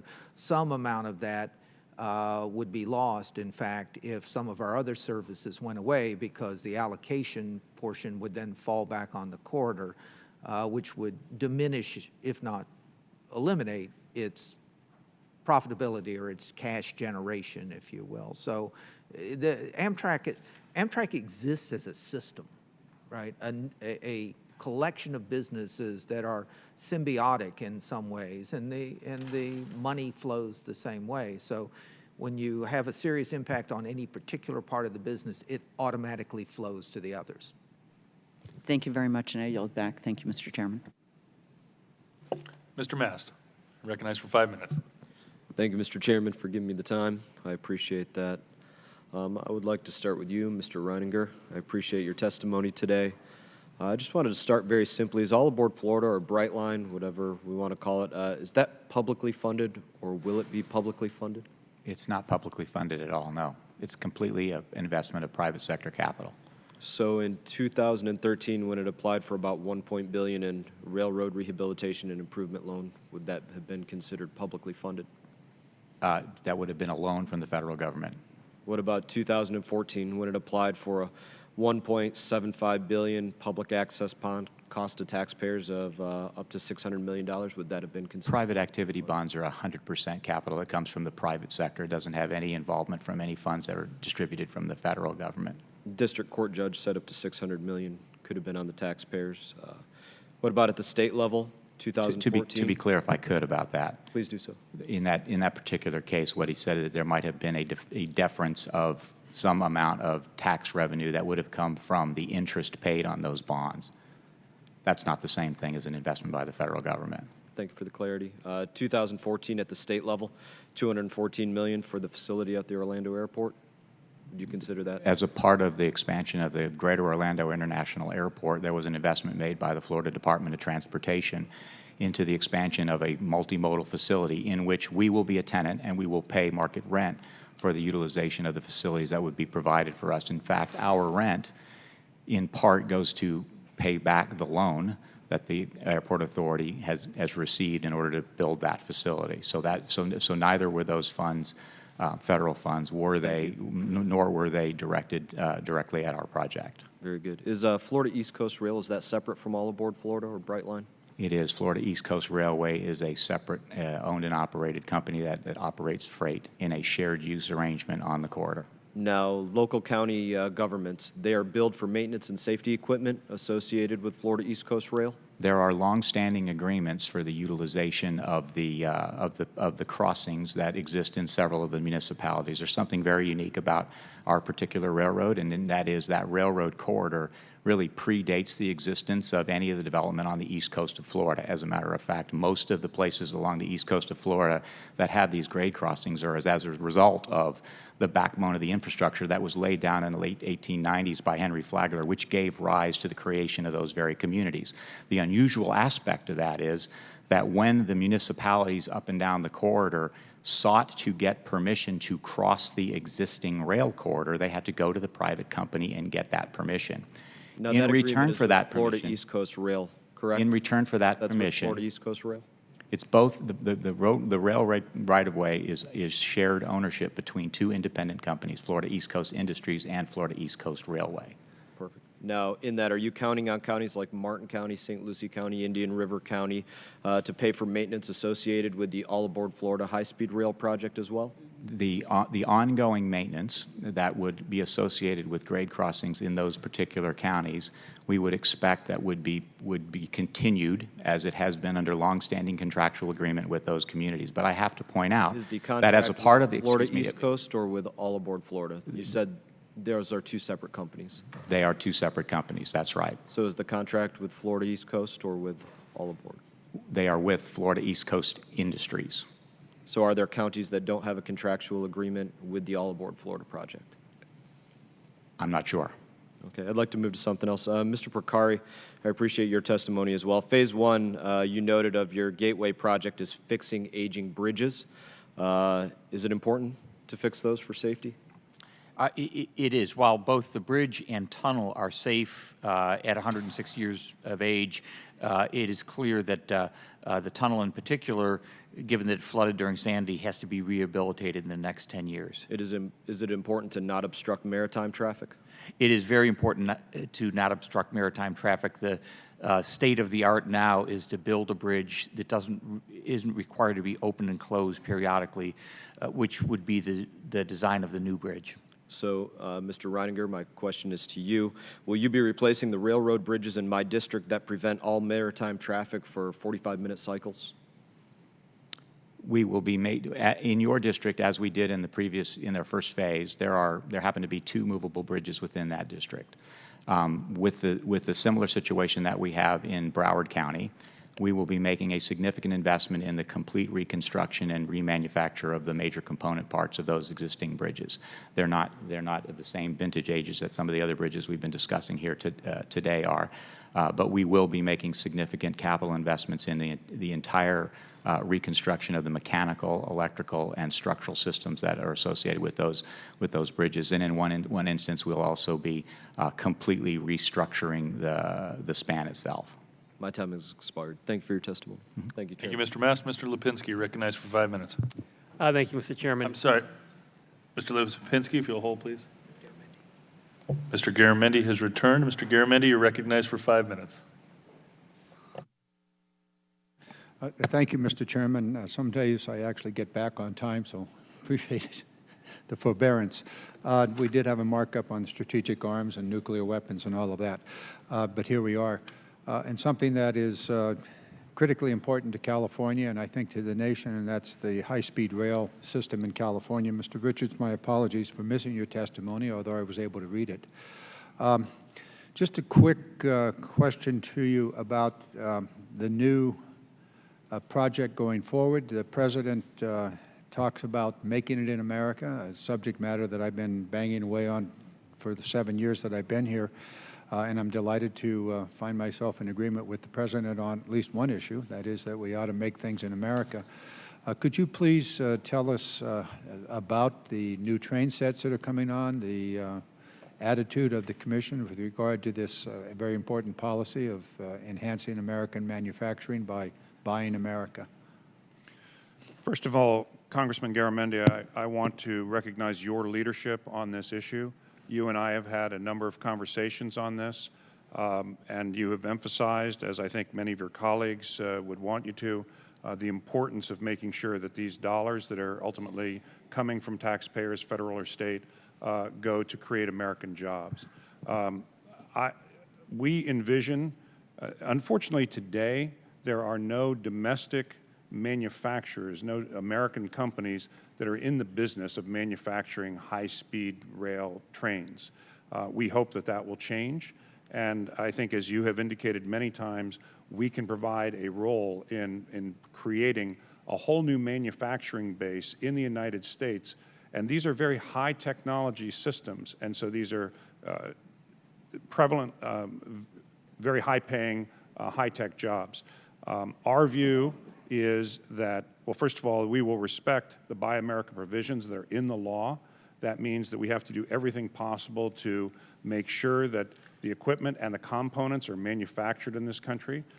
As I've committed to you, and I commit here today to your colleagues, we will not seek waivers from those provisions unless we get to the most extraordinary circumstance that we have plumbed the depths throughout our economy to create these components here.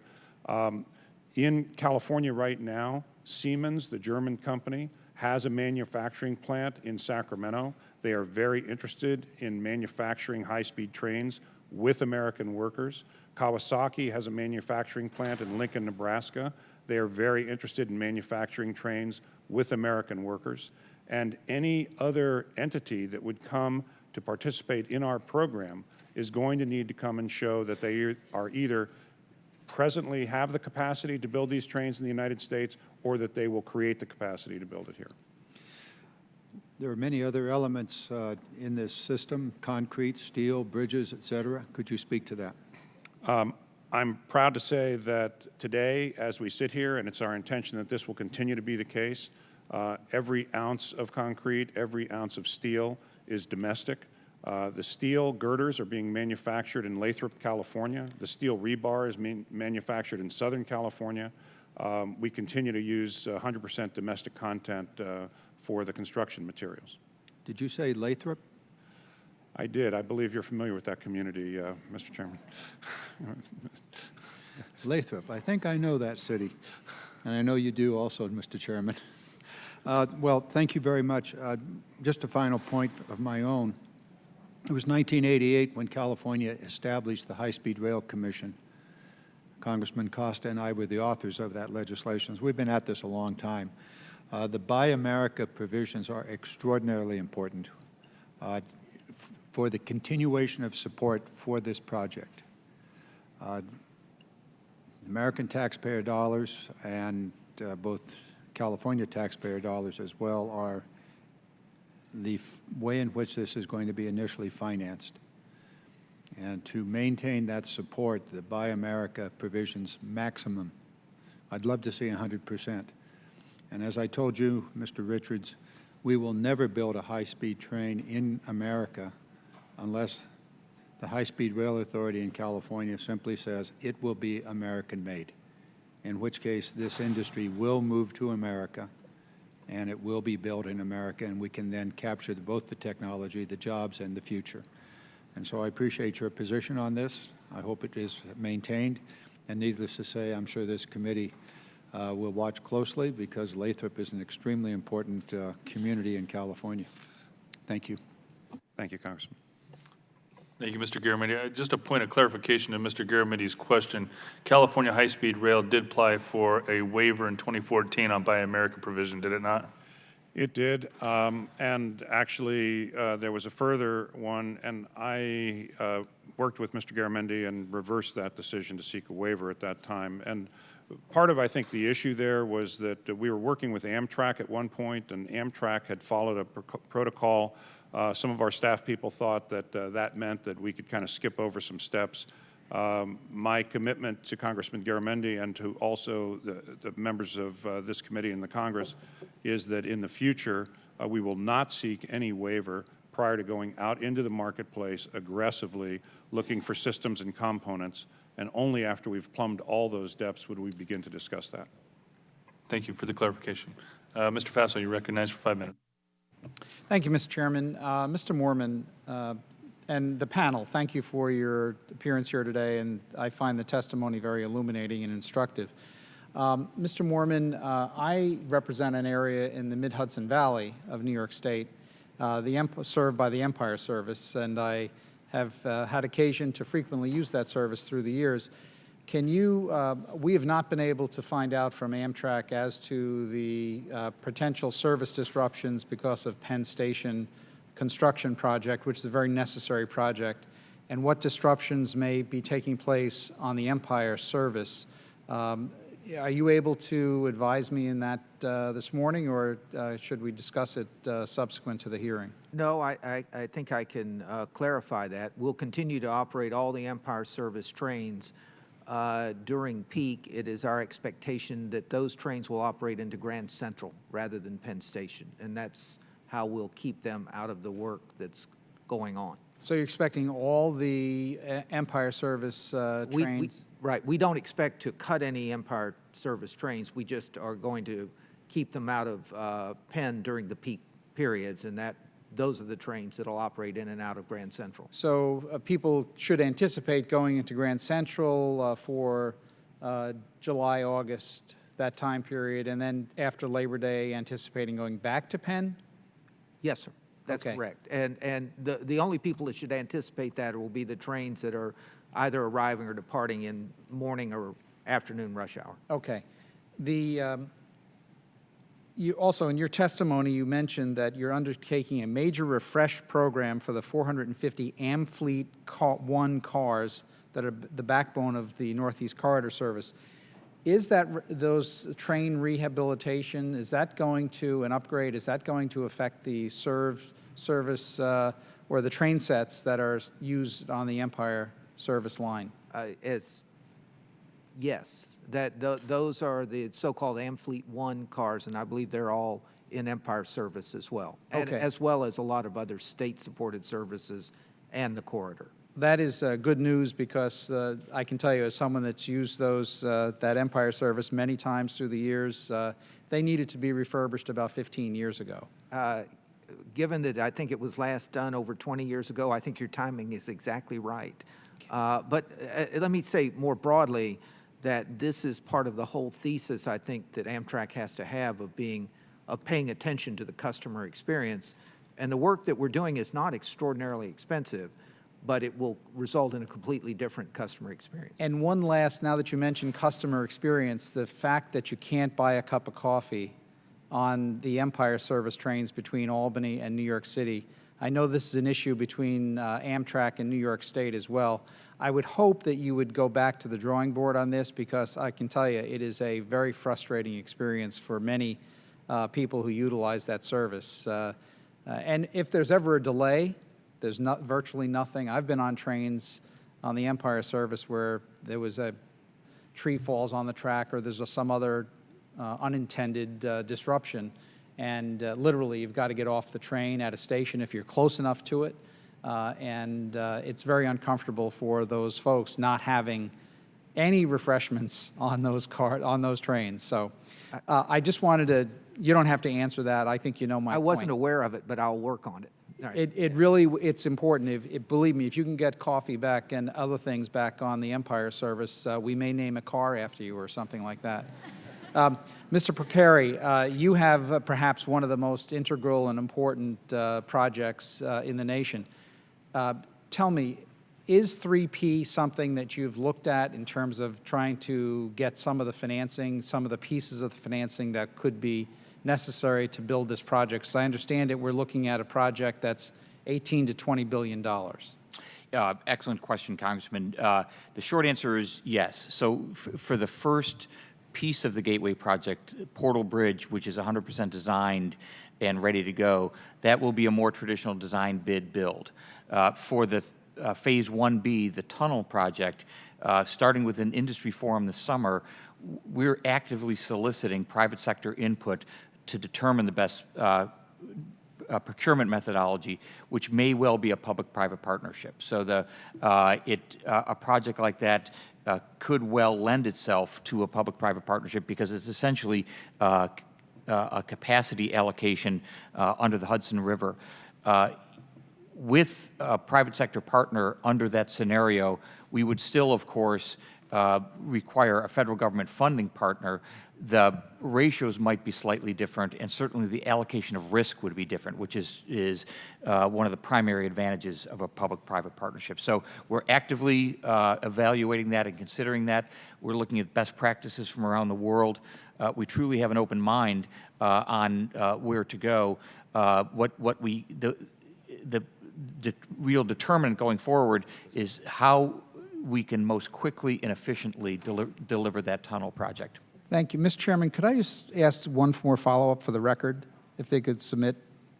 Brief, yes. Mr. Percari, could you advise whether there are any state or federal statutory impediments to the Gateway project seeking a public-private partnership? And if you could submit that to us for the record, I'd appreciate that. We'll be happy to submit it for the record. The Gateway Project Development Corporation was created in part so that it would have the flexibility of doing things like a public-private partnership if appropriate.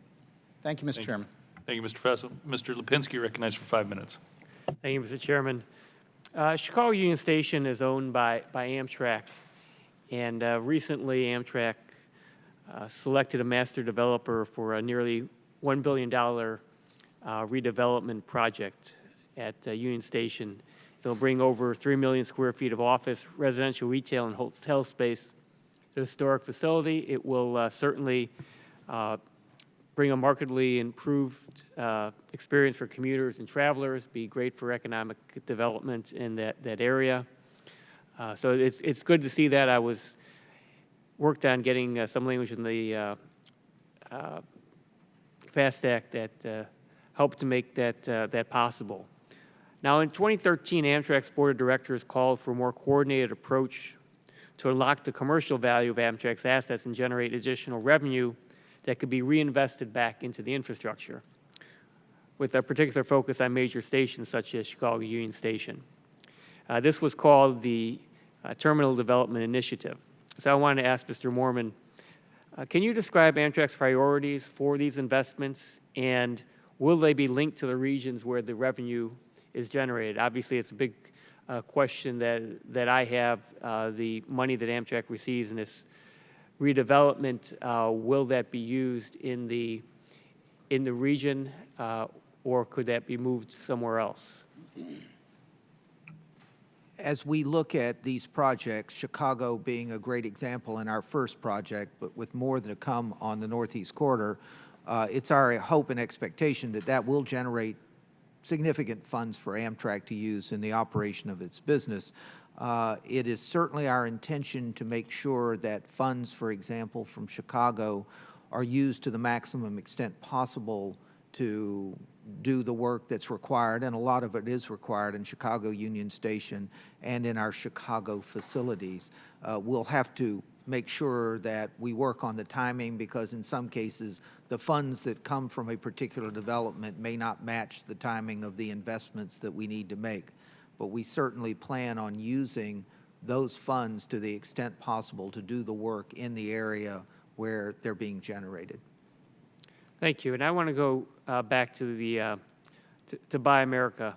I was happy to hear what Mr. Richards said about Buy America and what California High-Speed Rail will do on Buy America.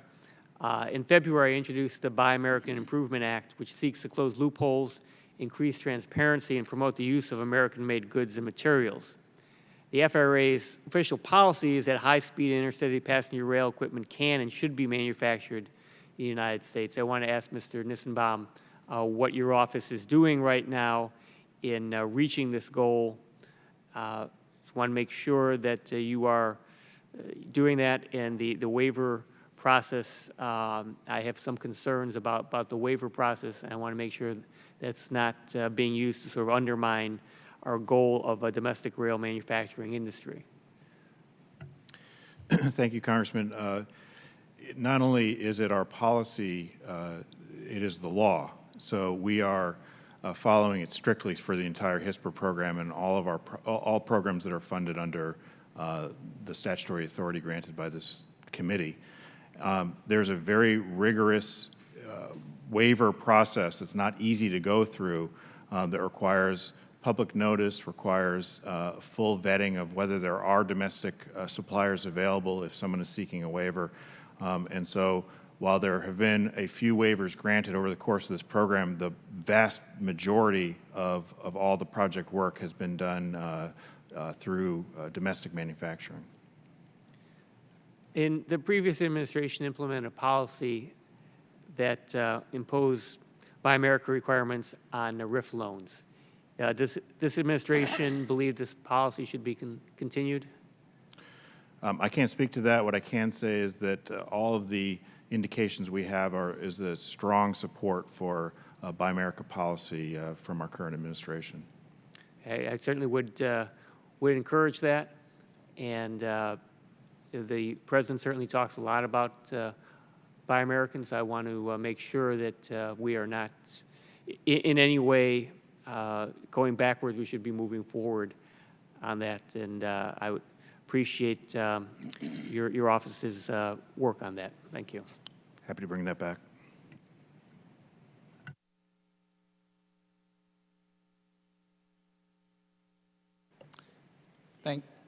Thank you, Mr. Lipinski. Mr. Lewis is recognized for 5 minutes. Thank you, Mr. Chairman, and thank you to the witnesses for joining us today. Mr. Moorman, the FAST Act, as I understand it, required a separate P&L statement for the Northeast Corridor as well as the network by December of 16. That didn't materialize, and I believe the date was pushed back to June 2nd. That didn't materialize. Where are we in this process? We had an earlier conversation about this from a P&L standpoint and an allocation of all of our spending and revenue. Those accounts have been developed, and I think the FRA which has been a partner with us in developing them, has them, and I want to say that they have been delivered. But I'm going to go back and make sure that's the case, and I won't describe the issues we had in developing them, but there were several. What has not yet been delivered are the 5-year business plans for each one of our major businesses.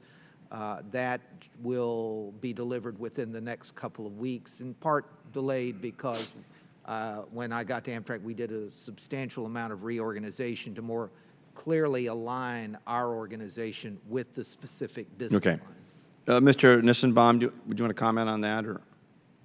Sure. Congressman, we think it's a very important issue, something we've been working on for quite a while, and we appreciated the committee's leadership in advancing the account structure and more transparency and accountability for each of Amtrak's service lines and asset lines. It's a large task for Amtrak. They're dealing with some pretty antiquated accounting systems. WIC has brought in a new leadership team, including a new CFO, who has demonstrated to us a real commitment to not only comply with the requirements of the FAST Act, but to actually deliver and go beyond in terms of transparency. So we're looking forward to continuing to work with Amtrak.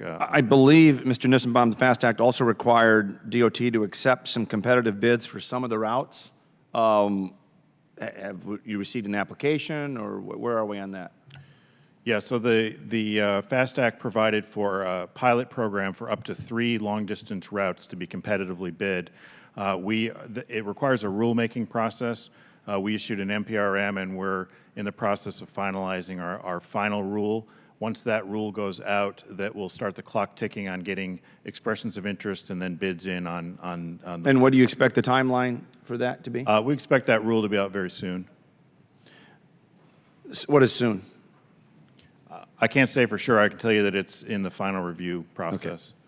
Mr. Reininger, I'm interested in your business model on All Aboard Florida, and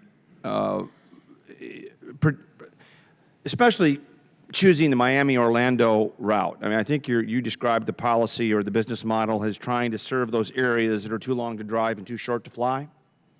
I call that high density, where rail is most successful. Was that a factor in your choice? With certainty, the size of the absolute marketplace and the mobility between the individual cities is central to the equation.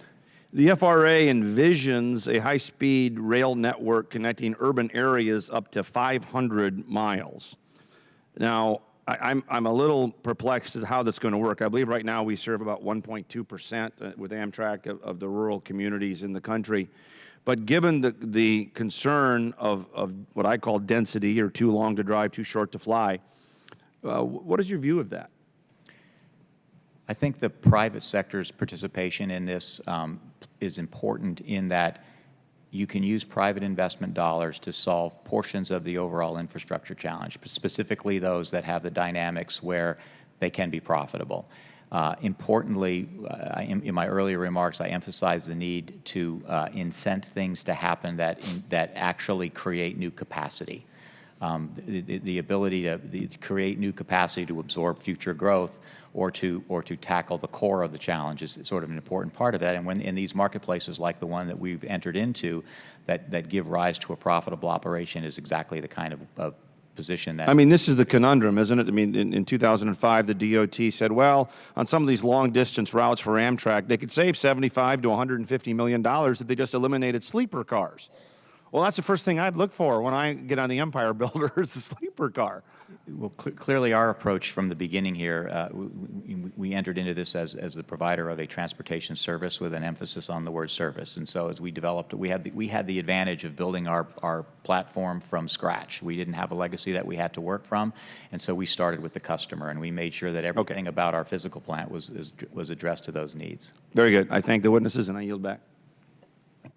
Mr. Desaulnier is recognized for 5 minutes. Thank you, Mr. Chairman. To all of the witnesses, thank you. Thank you for the work you do, Mr. Richard. It's interesting to be back here, particularly if under Mr. Denham's charge for the three of us. And for my colleagues, I've been a supporter of high-speed rail in California, particularly as we become more urbanized, and it's an area that Mr. Richard and I worked on when we were in local government. So following a little bit on Mr. Lipinski's questions, but broadening it in your introductory comments, and we've talked about this before, particularly the JR model in Japan, where I think 25 or 30% of their operational revenue comes from land leases, and they broaden the space beyond what Mr. Lipinski was talking about, as I remember from my trips over there. So as we urbanize in California at a rate that none of us expected, in San Francisco, the assessed value around the Trans-Bay Terminal, which cost us $4 billion in the Bay Area, but we still need to get the Caltrain line, the extra half-mile from 3rd Street in there, which will cost $1.25 billion, and we're trying to find the revenue. The assessed value within a few blocks of the Trans-Bay Terminal is being urbanized so intensely is $8 billion. So in Union Stations in Los Angeles, similar order of magnitude, San Jose, as you have mentioned. How does maybe the federal government play a role as the Japanese federal government does in incentivizing a proper investment that those private sector investments want as well? So all the people at Union Station who are now investing heavily in downtown Los Angeles, Fresno's going through the same thing. On the East Coast, you already have that. In terms of intercity investment, we did a trip, former Chairman Mica and I was on a trip to the 2nd Avenue subway in New York, most valuable real estate in the United States. And some of that, it would seem that at least the increase in the assessed value is a good investment back into the operations or the capital investment of the infrastructure. So could you comment a little further on that about where the federal government might have a role based on your knowledge about other successful high-speed rail and intercity investments around the world, where they do it differently than we do it here in the United States? Congressman Desaulnier, thank you. The first thing that comes to mind is, I think in the state and local context, if you and I were back in 1996 thinking about how we would do this, knowing what we know today. Yeah, we probably wouldn't be here. Well, you would be here. But I think that there was a missing link in California in terms of creating the initial authority for us as the rail authority to have control of the area around the station so that we could harvest some of this uplift that you're talking about. I'm trying to recapture some of that now. I've created a transit land use committee, and we're trying to find ways to do that. As you know, our governor dissolved the redevelopment authorities. You and I worked on a redevelopment authority previously. Your question, though, was to the federal government, and I'd like to reflect on that and get back to you, but my initial thought on that is this.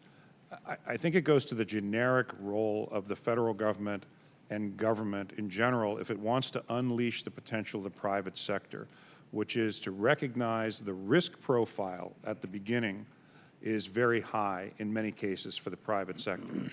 And actually one other thing, if you look at, for example, Fresno, which is going to be a hub where high-speed rail is going to revitalize the downtown, they need about $800 million of infrastructure improvements, water, sewers, streets, internet, and so forth, because a private developer, as you and I saw in Pleasant Hill, cannot come in and make and carry those kinds of investments on their balance sheet.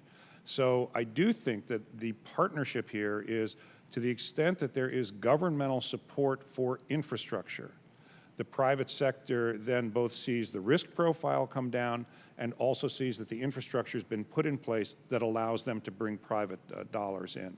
And I think that would be true in transit-oriented development as well as the broader infrastructure. In the few seconds I have left, Mr. Picari, or any of the other witnesses you have, just capturing this investment. I mean, historically in the United States, we've let people speculate more than other countries and benefit from the infrastructure. And it seems like the Japanese have a different relationship in terms of risk. So could we do something to incentivize that behavior? And part of that allows for higher density, which a lot of the people in the community don't want, but then they do when they understand that this is the investment. If I may, Congressman, there's a much more sophisticated view, I think, on both rail projects and transit projects nationally in terms of value capture. Thinking more holistically from the beginning, in your Second Avenue subway example of not capturing that value, subsequent phases of that or other projects from the beginning, thinking about the real estate value capture as an integral part for both capital and perhaps operating cost recovery for the projects. Well, to the degree that any of you have in your work think that there's ways that we can incentivize this and do it appropriately so we're not taking away inappropriately from the private sector, but where there's a mutual benefit, I think would be all better served by your information. One clear way to do that would be in the federal grant-making process, whether it's New Start's core capacity grants or others, to recognize that as part of one of the criteria for a grant application process. Thank you. Thank you, Mr. Chairman. I yield back.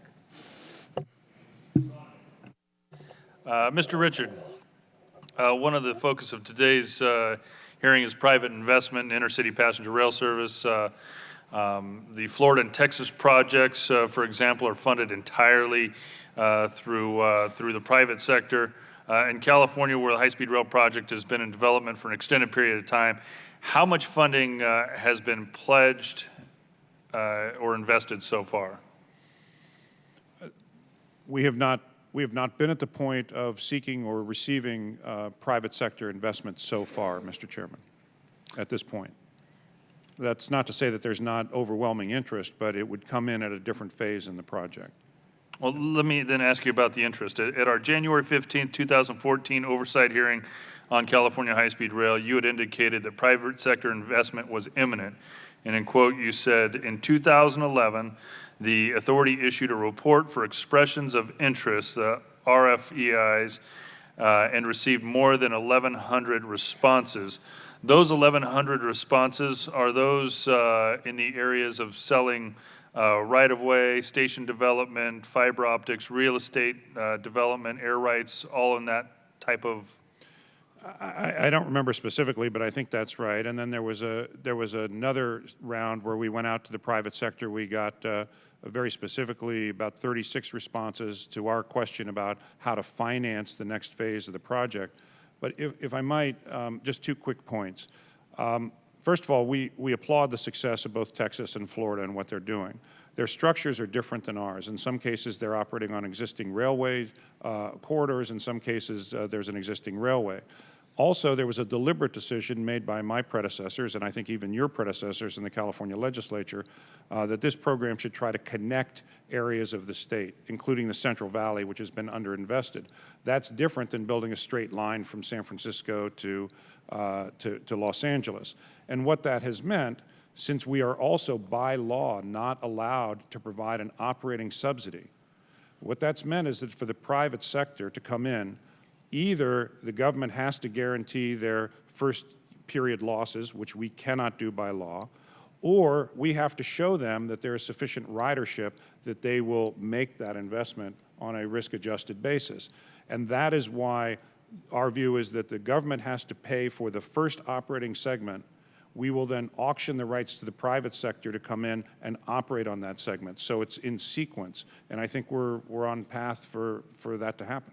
I've got specific questions on the ridership side of things and the private investors as it pertains to either direct money into the project or from buying the train sets themselves. Right. But specifically on the redevelopment of real estate or selling of right-of-way for whatever purpose, whether that's development or fiber optics or signage or what have you, do you have estimates on what all of the different developments from LA to San Francisco and the right-of-way that's being purchased, estimates on what that value is that could be generated from just that aspect of the business? I don't have that at this time, Mr. Chairman. We're just really starting to get into that. So my answer is I do not have that at this time. Okay, but you had 1,100 responses. Those 1,100 responses were pertaining to what? Mr. Chairman, I have to say I don't recall at this point. I'd like to be able to supplement my testimony with that. Okay. We're just looking for I understand. ideas and better understanding of how we put this, these numbers together. Well, let me finish that quote from that hearing. Following up on the results of the RFEI in January 2012, the authority met with 8 infrastructure investment firms which confirmed their interest in investing in the program. What has happened since 2012? It's been 5 years since you made that statement. I assume, well, let me ask you, the 8 infrastructure investment firms, was that pertaining to buying the trains themselves? Was it capital infusion? Was it going into the infrastructure of rail? And what has happened with those 8 companies? I was in many of those meetings, Mr. Chairman. It was really about, at that point, looking at the question of infusion of capital. And actually, it was my idea to say, we need to go out and take snapshots of the market from time to time and find out where we are and what we need to do. Subsequent to that, in 2012, probably the one thing that sort of disrupted our development was adverse court rulings in 2013. Adverse court rulings in 2013 that basically put the project on hold. Those ultimately were reversed, and in fact, all the other court rulings have gone our way since then. There were questions about the extension of the cap and trade program, which are being resolved, issues about our bonds, which are being resolved. And so now we're back at the point of talking to the private sector about when and how they want to come in. But that's why I want to reemphasize our action last week to issue an RFP for early operator. These would be operating companies that would come into the program now, help us design the program, be available to start up the program, absorb those early losses. And we got very strong indications from 5 international consortia, all of whom want to compete for that. I think that's a very good indicator that we're now moving into a commercial phase and about to enter into those conversations with the private sector. Thank you. Ms. Wilson, you're recognized for 5 minutes. Thank you for your patience. Thank you. Thank you, Chairman Denham and Ranking Member Capano. Thank you to our esteemed witnesses for sharing your perspectives on challenges and opportunities for intercity passenger rail service. I especially want to thank and welcome Mr. Renninger for joining us today on behalf of Florida East Coast Industries, which is based in my district. Tourism is the backbone of Florida's economy, so the viability of every transportation mode matters. Today, especially passenger rail. I'm pleased that Brightline, the nation's first passenger rail service in 100 years to be privately funded, is headquartered in my district. I cannot overestimate how important this rail system will be to Miami and the greater Florida economy. We expect Brightline, which will launch this summer, to jumpstart our economy with up to 10,000 jobs and to transport 3 to 5 million Floridians and tourists annually. Amtrak's Miami station, which serves more than 70,000 Floridians and tourists each year, also is in my district. So I was quite alarmed by President Trump's proposal to slash nearly half of Amtrak's funding. The draconian cuts would derail Amtrak in my home state and in 22 other states. If this budget is adopted, 3 Amtrak long-distance services currently available in Florida, the Auto Train, Silver Meteor, and Silver Star, could come to a grinding halt. This would not only deprive nearly 1 million Floridians and tourists of safe and reliable passenger rail service, it also would slash hundreds of jobs, exacerbate highway congestion, and harm Florida's tourism-driven economy. Once upon a time, Miami was a tiny hamlet of fewer than 300 residents. Then Henry Flagler Railroad came to town and helped transform the city into a bustling metropolis. Today, Miami is one of the nation's largest cities and a leader in global commerce. But the proposal would slow its economic growth and perhaps even put it in reverse. Amtrak provides an essential service that enables hardworking Americans to travel from state to state and coast to coast in an efficient and cost-effective manner. We should be looking for ways to work across party lines to improve and expand this national treasure. As members of Congress, we have an obligation to our constituents. We need to support Amtrak and new passenger rail services like Brightline. I look forward to working with my colleagues on this subcommittee to derail proposed funding cuts and support sensible reforms that will help keep the traveling public, workers, and communities safe and secure. I have a couple of questions.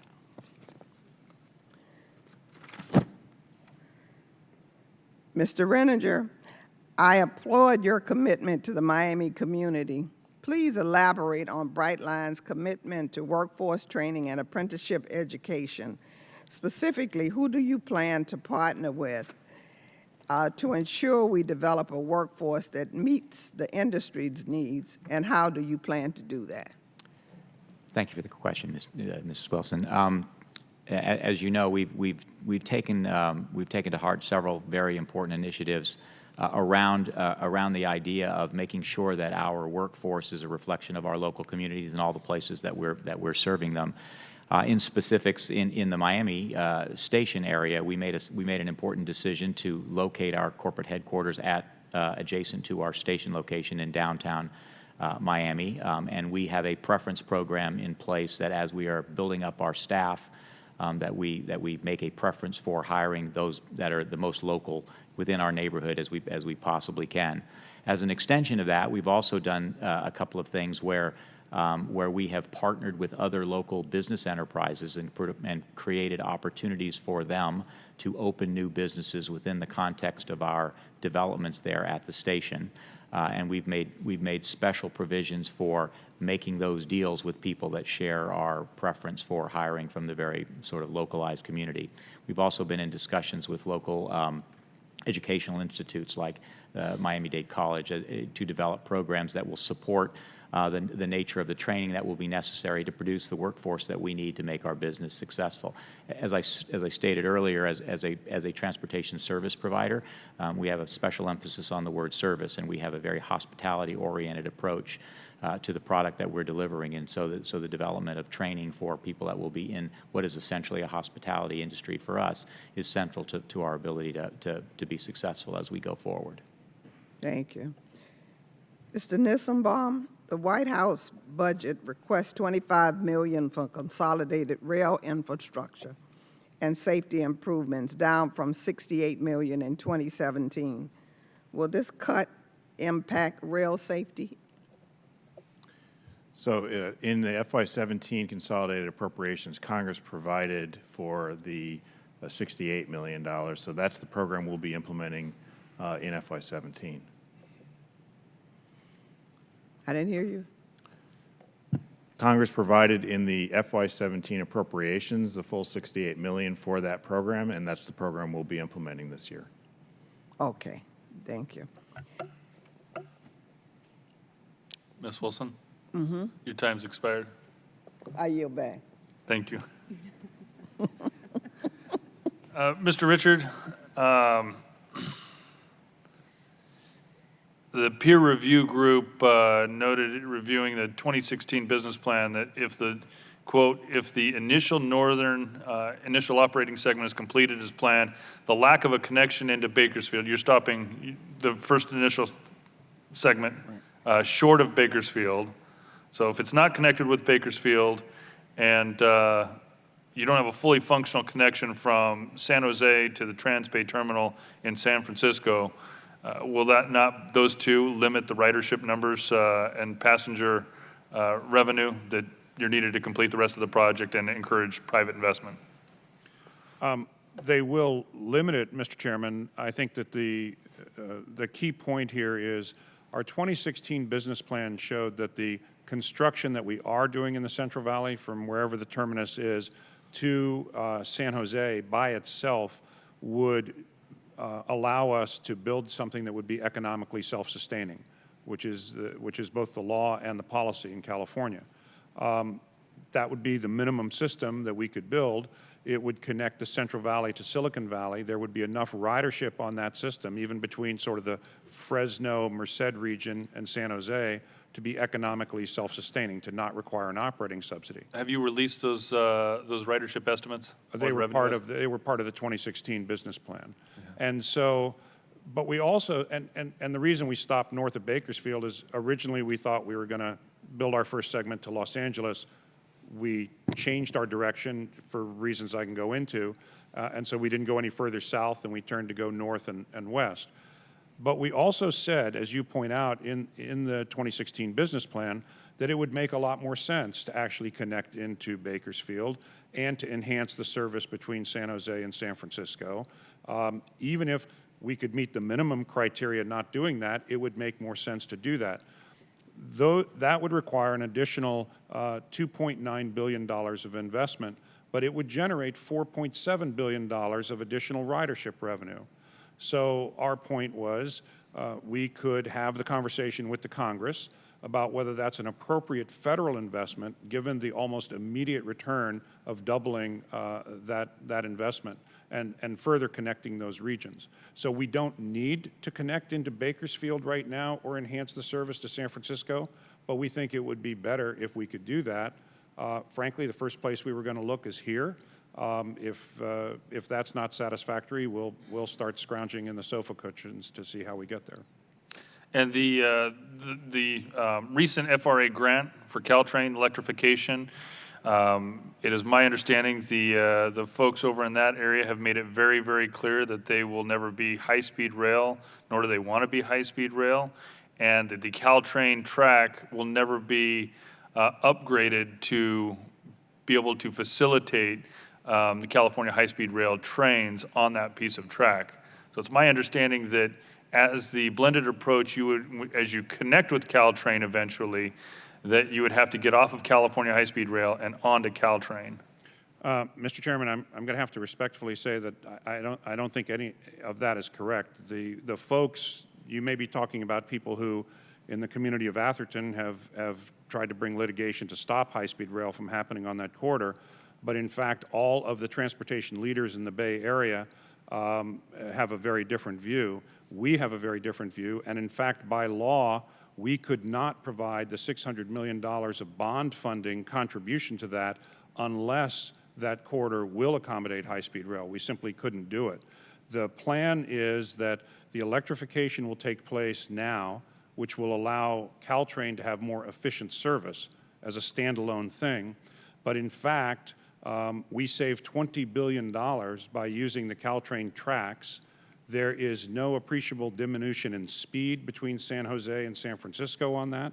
And there will have to be some track straightening and some passing tracks. But we're in discussions with Caltrain and other transportation leaders in the Bay Area about precisely how to do that. We're doing environmental work on that right now. So that corridor will be upgraded to high-speed service, and we think that's the most cost-effective way to do it. But I'd be happy to engage with you or your staff about where we're having differences there. Thank you. I'd like to understand that better, but it is your intention that the Caltrain system will accommodate high-speed rail trains at a certain point in time. That's correct. And those engineering studies have been done, and that is the plan. The California legislature appropriated our bond money specifically with that idea in mind. And so I'm happy to engage with you and your staff on this further. And would this be at a later date, or is this part of the FRA grant, that the grant and the Caltrain upgrades are being put in place with the understanding that California high-speed rail trains will be on that track? Well, my understanding is that the grant, the core capacity grant that they got, which comes through a different part of the Department of Transportation, that grant, I believe, Mr. Nissenbaum can correct me, came out of the Federal Transit Administration, not FRA, and it was intended to be able to support Caltrain electrification as a standalone matter.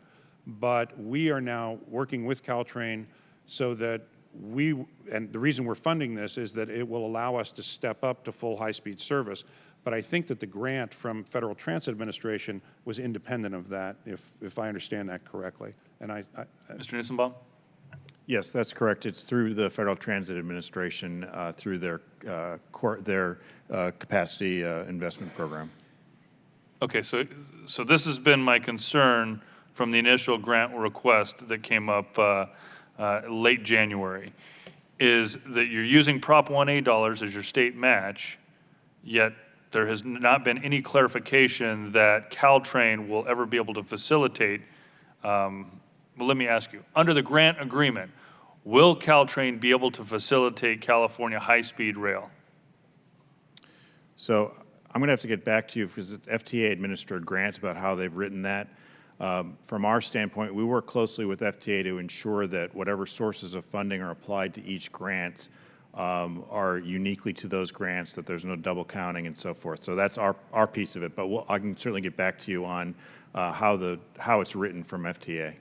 But you understand my concern. If Mr. Richard is saying Prop 1A is for California high-speed rail, and you're using California high-speed rail money on a grant match for an upgrade to Caltrain, I want to make sure that we are not going to build a new track and upgrade a track only to have to turn back around and you find other money to upgrade it again, assuming we're going to have Caltrain, California high-speed rail on there. If you could clarify that position, we would look forward to a written response on that. Happy to do that for you.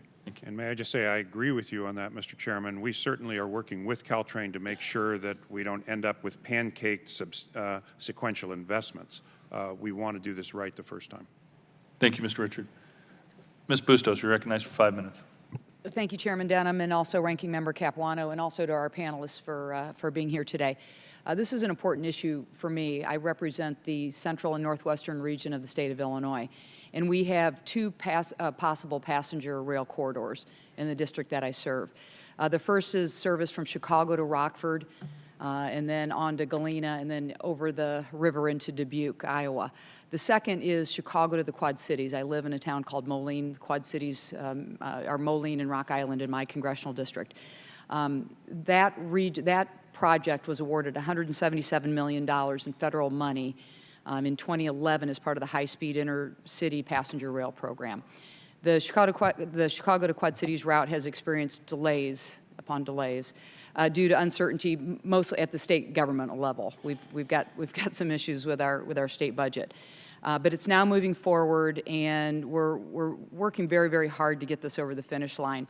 And as you might expect, it's a major economic development impact on our community, 800 new jobs, helping with tourism, helping our families get back and forth to Chicago, which is very congested if you do that by driving. So, Mr. Nissenbaum, I actually have 2 questions for you. The rest of you can relax. I don't have any questions for the rest of you.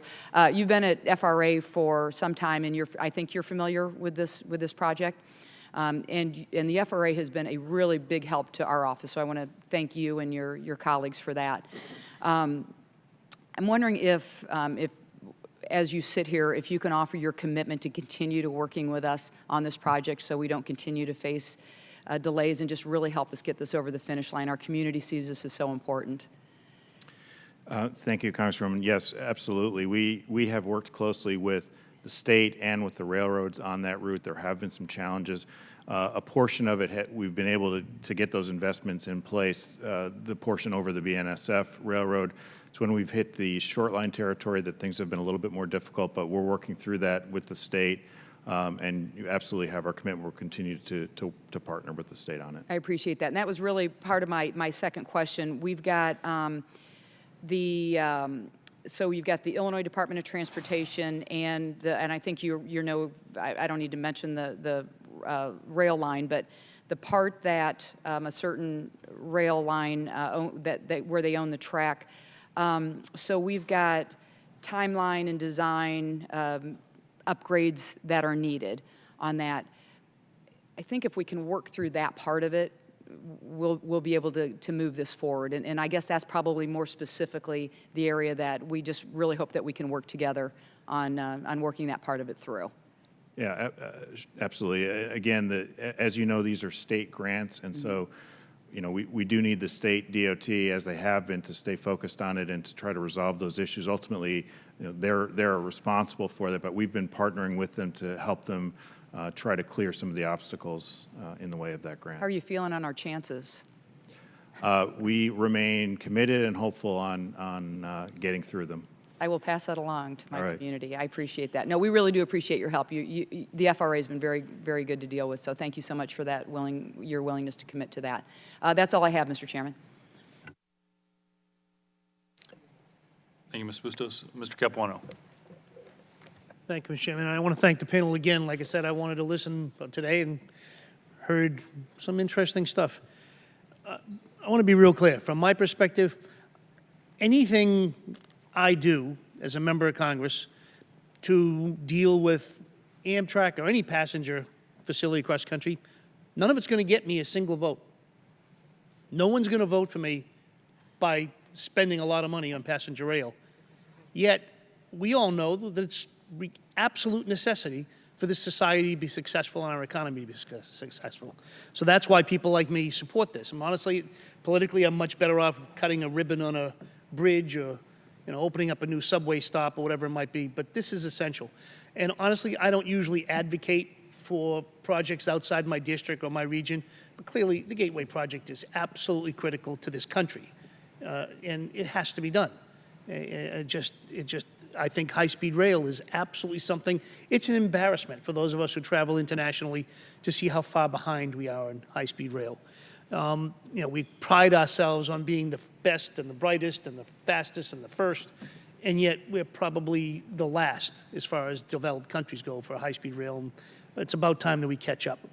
I want to clarify one thing. Several times today, comments were made relative to ARA, the American Reinvestment and Recovery Act, if I remember what it's called. Just for the record, I want to be real clear. ARA was the stimulus, which people like me who voted for it got the hell beat out of me for voting for it as some kind of a throwaway project. And yet today we're reaping the benefits of it. And I haven't met anybody who doesn't like what we did with it. Now, we can all argue about exactly where the money should have gone, but each and every one of you at this table are representing thousands of people that have been employed because of it. And I always like to draw that distinction because we in government, I think wrongfully so, we took a lot of grief for the stimulus and we took credit for error, and nobody understands that it was the same thing. Now, we're going through that today, and the same thing with health care. You know, people hate Obamacare, but they love that ACA. Like, it's the same thing. The stimulus was a good bill. I'm glad I voted for it. I wish we could have had more into infrastructure. That's the mistake we made, but so be it. I guess I'd like to ask, I'm going to let you off on this one, Mr. Nissenbaum, out of respect for your current position, but I want to ask the rest of the panelists. I assume you're familiar with the President's proposal relative to rail, particularly passenger rail, and I'd like to ask each of you, do you support the President's budget as proposed to this Congress in regards to the money expended relative to passenger rail? Do you think it is sufficient? Can you do your jobs efficiently if that budget were to be passed as submitted? And again, Mr. Nissenbaum, out of due respect, I will exempt you from that, from answering that. Mr. Moorman, do you have an opinion on the President's budget relative to passenger rail? Mr. Capuano, I'll say what I said earlier. I think that the President's budget, the statement of the budget is that we should not support the long-distance network, but we should continue to support the states and the Northeast Corridor. And as I've said before, I think the long-distance network provides valuable services, but that is an argument that you can have on a philosophical basis.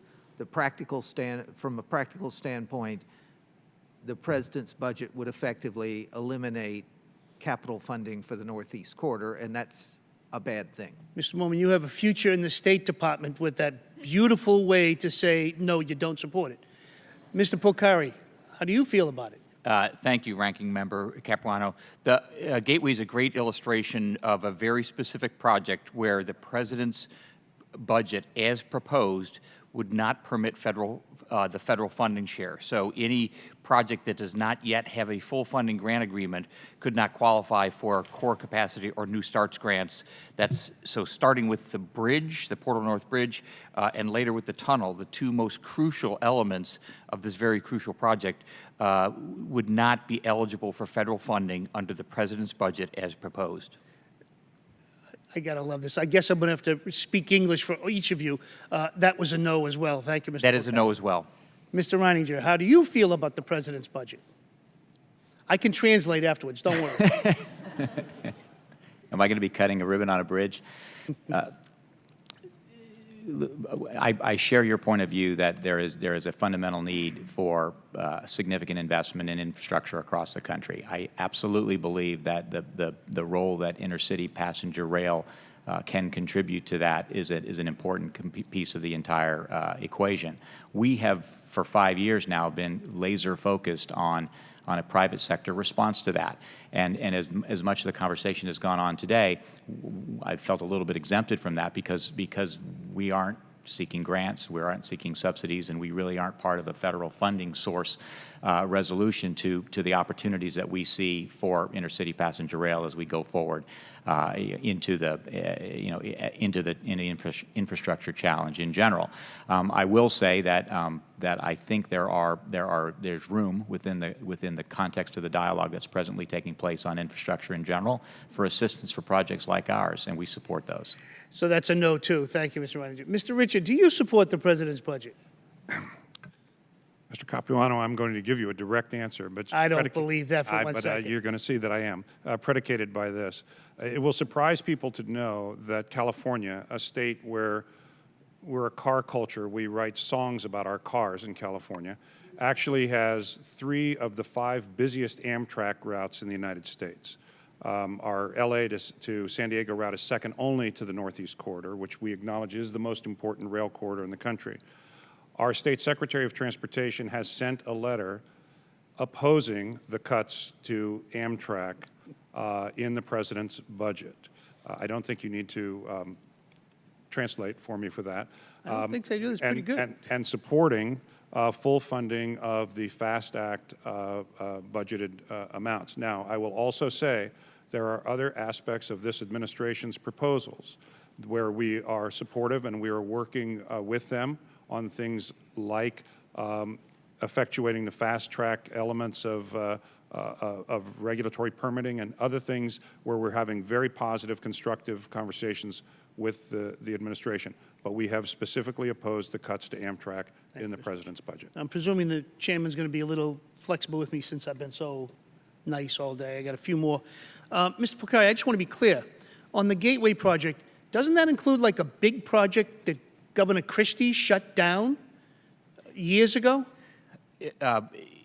Yes, the ARC project, which wasn't exactly the same as the Gateway project, but would have provided new capacity under the Hudson River into New York, was actually under construction when it was terminated.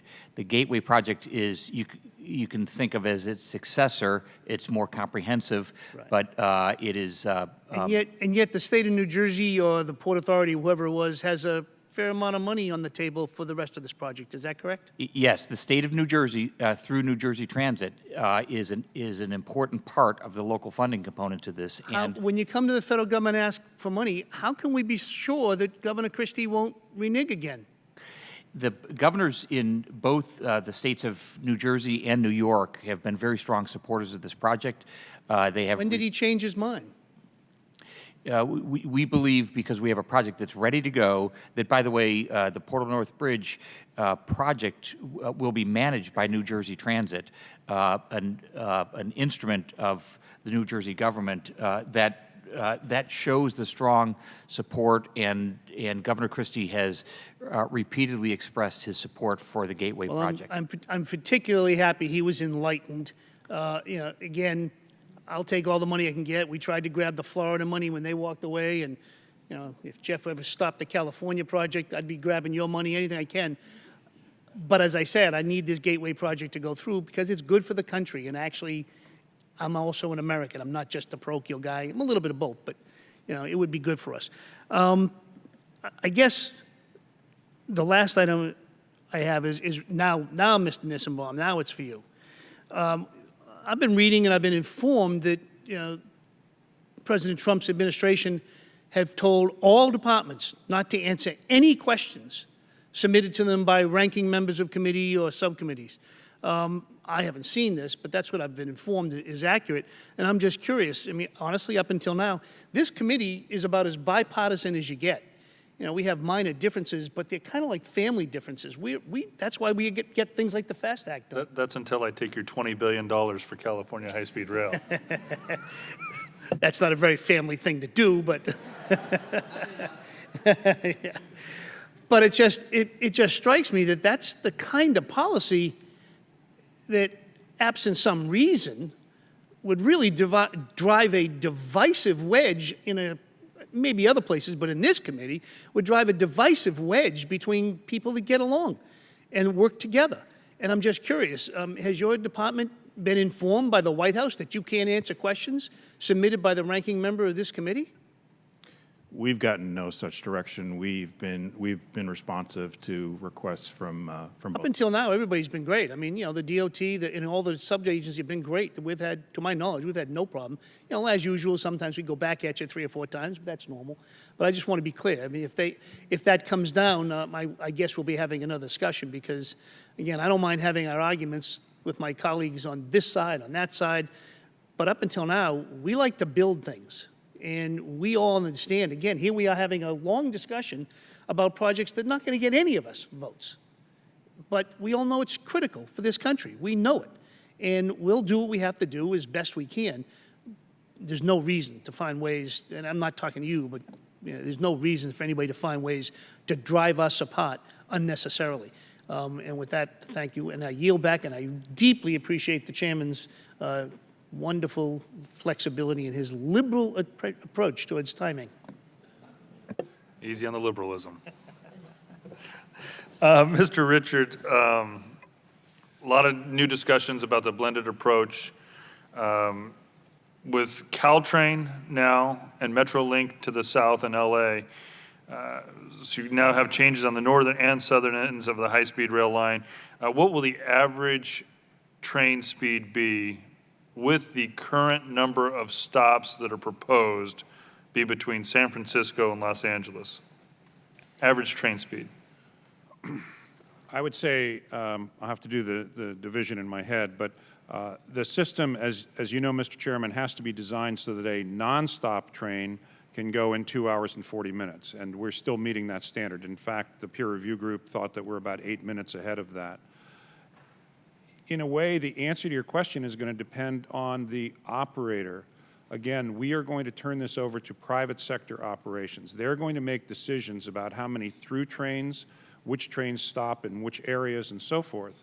Those will be commercially driven. But I would say, in general, if I had to guess today, it would be about 3 hours from LA to San Francisco with normal stops, but with through trains at the 2 hours and 40 minutes that the statute calls for.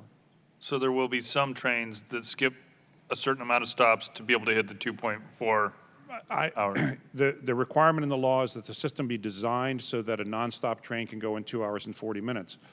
Just as the airlines optimize their service, which things they do nonstop, which ones they go through hubs, the private sector operator will come in and they will look at the ridership numbers and they will decide how they want to provide service to those cities. Some of it will clearly be nonstop. Some of them will stop in San Jose, maybe make limited stops. Some of them will stop in all the cities. And we will certainly want to make sure that everybody gets served, and I think the markets are there to serve them. But the reason that I can't give you a full answer today is whatever I say would be superseded by the commercial decisions, probably within some limits, that the commercial private sector operator would make about how to optimize the system the best. We've seen a number of models as we've taken a look at France and Japan and China and seen what projects there are that are high speed that are already out there. We've also seen Florida and Texas. They're modeling on what is proposed in the future. I would like to also see that modeling for California to better understand what areas of the state you could actually hit the 220 miles per hour, and if you're adding in stops and optimizing the rail system based on those stops, we would like to see how that affects the 220 miles an hour. We'll be happy to provide that to you. I would only make this point very quickly, Mr. Chairman, which is several times you've referenced the legislatively created peer review group. One of the things, before we agreed to the blended service, the peer review group not only recommended it, but indicated that we could run blended service in the end portions and still meet all the requirements of the Bond Act. 85% of the track we're laying will be brand new virgin track, and that will all be susceptible to the highest speeds that these trains can run on, subject only to track geometry. It's only in the urban areas where, as you've traveled around and seen it, the trains don't go 200 miles an hour anyway. That's why we were able to share track in the north, and in the south, we're only sharing corridor. We're building our own track, but adjacent in the corridor with no appreciable impact on the speeds. Thank you. And I want to follow up on one final question, Mr. Richard. From a previous hearing that we had last year, last July, California High-Speed Rail Authority made a presentation to the U.S. DOT in which it indicated it would seek $15 billion in federal funding and financing support. Where does this stand, and why was this not discussed in the 2016 business plan? I was not in that particular interaction with the DOT. My understanding, Mr. Chairman, is that, and I have to search my memory on this, is that basically it was a conversation about possible access to RIF funding and other sources like that. I don't believe it ever, well, I know because it never came to our board, it never rose to the level of a proposal. I think that it was a conversation with DOT. We've had an excellent partnership with our funding partners there about, as we moved forward, the ability to, if you will, securitize our revenue streams with RIF loans and so forth. I don't think it progressed past that at that point. We'd like to come back to that at the appropriate point. And Mr. Chairman, if you'll permit me, at some stage I'd like to work with you and your staff on our long-term view about how we're staging this and what support we might be looking for at various junctures. I look forward to that continued discussion, but as chair of California High-Speed Rail Authority, certainly you must authorize or at least know of any of your staff that may be going out and giving a formal presentation, especially one that would require $15 billion? That would be correct, sir, but I don't think that this was a formal presentation. But again, I'm going to go back and take a look at it. I mean, I remember at the time, I did not authorize it, and I'd like to say that I know every single thing. I would love to go over that with you. Okay. It looks, from our standpoint, that we got it after the fact, that it looks like a very formal presentation. I guess my bigger concern is that while this happened in July, we had a hearing in San Francisco or in the Bay Area on August 29th. That's right. Where you had indicated there would not be any federal funding needed, both from questions from Republicans and Democrats, that there would not be any more funding needed under the initial operating segment. So you can understand how we would be concerned to see that a month prior, $15 billion is being requested out of DOT. Well, Mr. Chairman, first of all, let me just say I take my obligation to give full and candid testimony very seriously. And what I said is exactly what I meant. For our initial operating segment, which is about a $20 billion segment, my belief right now is that it would be, I mean, I'd love to take federal money, but my belief right now is it will be funded with $8 billion of state bonds, the $3.5 billion of federal money we already have from ARA, the Stimulus Act, and the FY10 appropriation, from a combination of cap and trade dollars, and then we have a gap of a couple billion we have to fill. But we have a financing plan in mind for that that does not involve us coming and asking for any additional amount of federal money. So my statement to you on August 29th stands, and I'm happy to go back and rectify that with this other presentation. But my statement to you stands on that. We were not looking for $15 billion to get the initial operating segment done. And again, I think it goes to the nature of, as Mr. Renninger was responding to a different question, a RIF loan that is a payback of federal dollars is certainly not the same as a federal grant. And so, but again, I don't have that presentation in front of me or in mind, Mr. Chairman. I understand very seriously the concern you're raising, and I'll be happy to follow up with you in the committee on it. The concern is to make sure we have an open and transparent process and that Yes, we actually adhere to the will of the voters. So my concern was both on Caltrain as well as finding out this. We want to make sure that it is a transparent model that you should be having a discussion with us. So when we find a grant agreement that comes up only a couple of days before the administration leaves, or when we find that there was a presentation that was presented to the US DOT a month before we had a hearing and we were not privy to that transparent document, it obviously raises questions. So we'd like to see a little more transparency. I'm looking forward to not only our sit down to go through some of these items as well as the items that we're requesting in writing, but also, again, taking up Mr. Costa's offer and invitation that we actually take a look at some of the jobs that are being created in the Central Valley. So, thank you, Mr. Chairman. I look forward to it. thank you. You have more questions? I got one final one for Mr. Newsombaum. I wanted to follow up. Your written testimony mentions with respect to oversight that FRA uses its resources to focus on projects that present the highest risk. Do you consider California High-Speed Rail, the project itself, to be one that presents the highest risk? So as I mentioned, we have 85% of the funds in the Recovery Act HISPR program went to 6 corridors. And all 6 of those corridors are ones that we look at very closely because they're complicated. There's multiple projects in them. There's lots of stakeholders and railroads and other parties involved. So we look at all of those very closely. Okay, do all of them present a highest risk?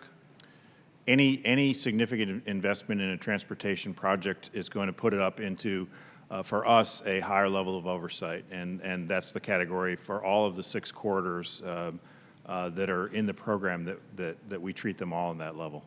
Have all 6 corridors received a waiver or received a tapered match?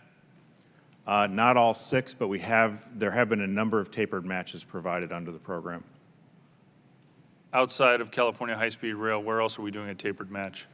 I will be happy to get back to you with the specific answer. I know of a few but I don't want to misquote them. There are several that we provided tapered matches to. Is there guaranteed funding on the repayment of that tapered match? If you're going to spend all of the federal money up front and hope that there is state match in the future, is that state match guaranteed? Right, and not all of them were structured so that it was 100% federal match followed by state. There was different mixes, but it is the obligation of all of the grantees under the program to complete the scope of work of the project, which means they need to fulfill their match requirements and they need to cover any additional costs that might be incurred. That's in the grant agreements. We have remedies, excuse me, in the grant agreements to address any failure to comply with that, but that is absolutely our expectation. Has FRA done an audit on California high-speed rail? We're not an audit agency. What we do is we conduct assessments of risk and work closely with our grantees to try to identify areas to mitigate risk and to address any concerns that we have.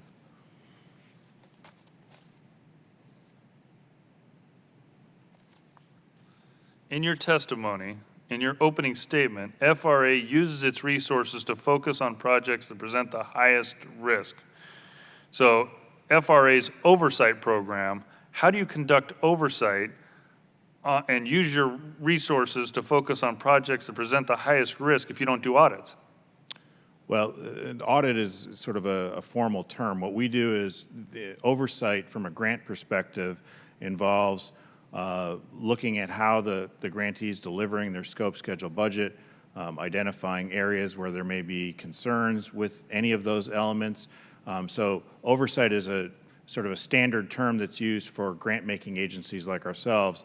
Audits are typically done by organizations like the Inspector General's office. So do you ever coordinate with the Inspector General's office or any other office to conduct an audit? Yes. In fact, we've had, I believe, 14 audits conducted on the program and some of our projects over the course of the HISPR program. How many of these types of audits have been done on California high-speed rail? I'll have to get back to you on that. I know of at least one that was focused primarily on California high-speed rail. There's others that have touched on a number of our grants. We would request to see each of those written documents. Be happy to provide those.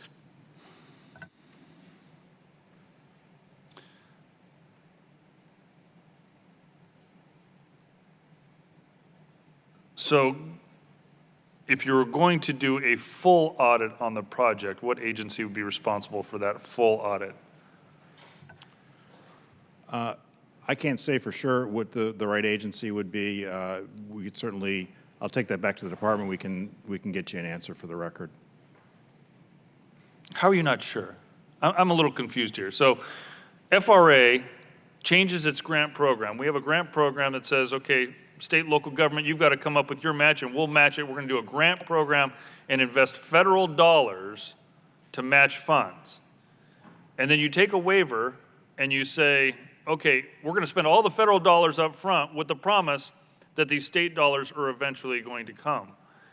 And you have no idea who does the audit or if there's an audit that's been done to guarantee that the state. Look, so you can see where my concern is going here. No, Mr. Richard, in his testimony, understands that at some point he's going to have to come back to the federal government.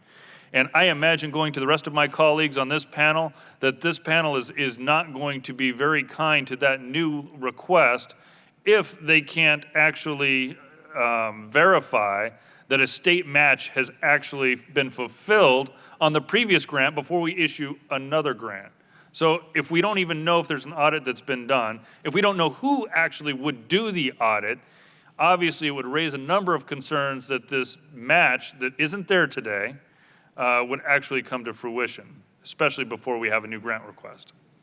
Yeah, Mr. Chairman, I apologize if I may have misunderstood your question. From the standpoint of our program being audited and any of the projects in our program being audited, the Inspector General is the office that handles that, and they've conducted a number of audits, and they may in the future conduct audits.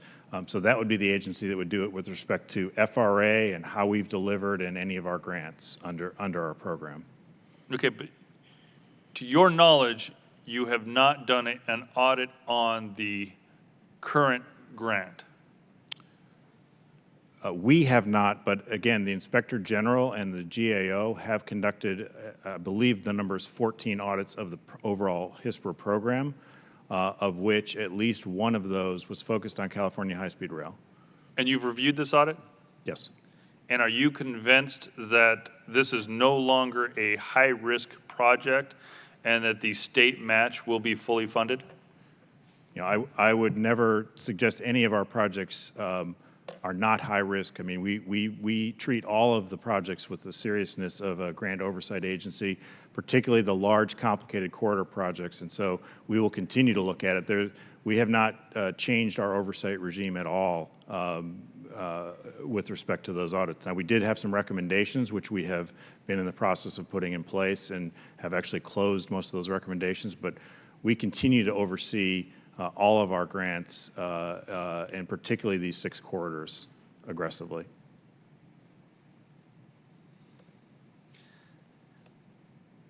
I hate to assume anything in politics, but it seems to me that if a state or a project came back to the federal government and said, hey, trust us, let me give you some information to show you how great we are, we would like to have a waiver so that we can spend all the federal money up front instead of doing the obligatory state match at the same time, that at some point you would be looking at an audit or some type of guarantee to say, this is less riskier than the other corridors or other projects because of a lower risk and a larger guarantee that the project will be done and the grant will be fulfilled. There has to be some type of understanding before we would do a tapered match. Would there not? Correct. Whenever we get a request for a tapered match, and we've had a number, and as I said, we've granted some, we go through a review process. It's a standard grant tool that's used. We follow the same procedures as the Federal Highway Administration when they do tapered matches. We look at whether the benefits of that tapered match in terms of project efficiency and delivery exceed the risks. And in this case, we made that determination and granted that tapered match. And again, in all of our grant agreements, we have terms and conditions that are consistent across the grants that give us remedies to address a failure to comply or failure to deliver on any of the obligations of the grantee. Thank you. This committee will be requesting to take a look at and receive copies of what the guarantee was or the cost analysis that was used prior to approving the tapered match, and then also take a look at where we are now before we request an audit. We will do both of those in writing as well. Absolutely. Anything else before we close? No more? Yield to Mr. DeSaulnier. Just 2 comments.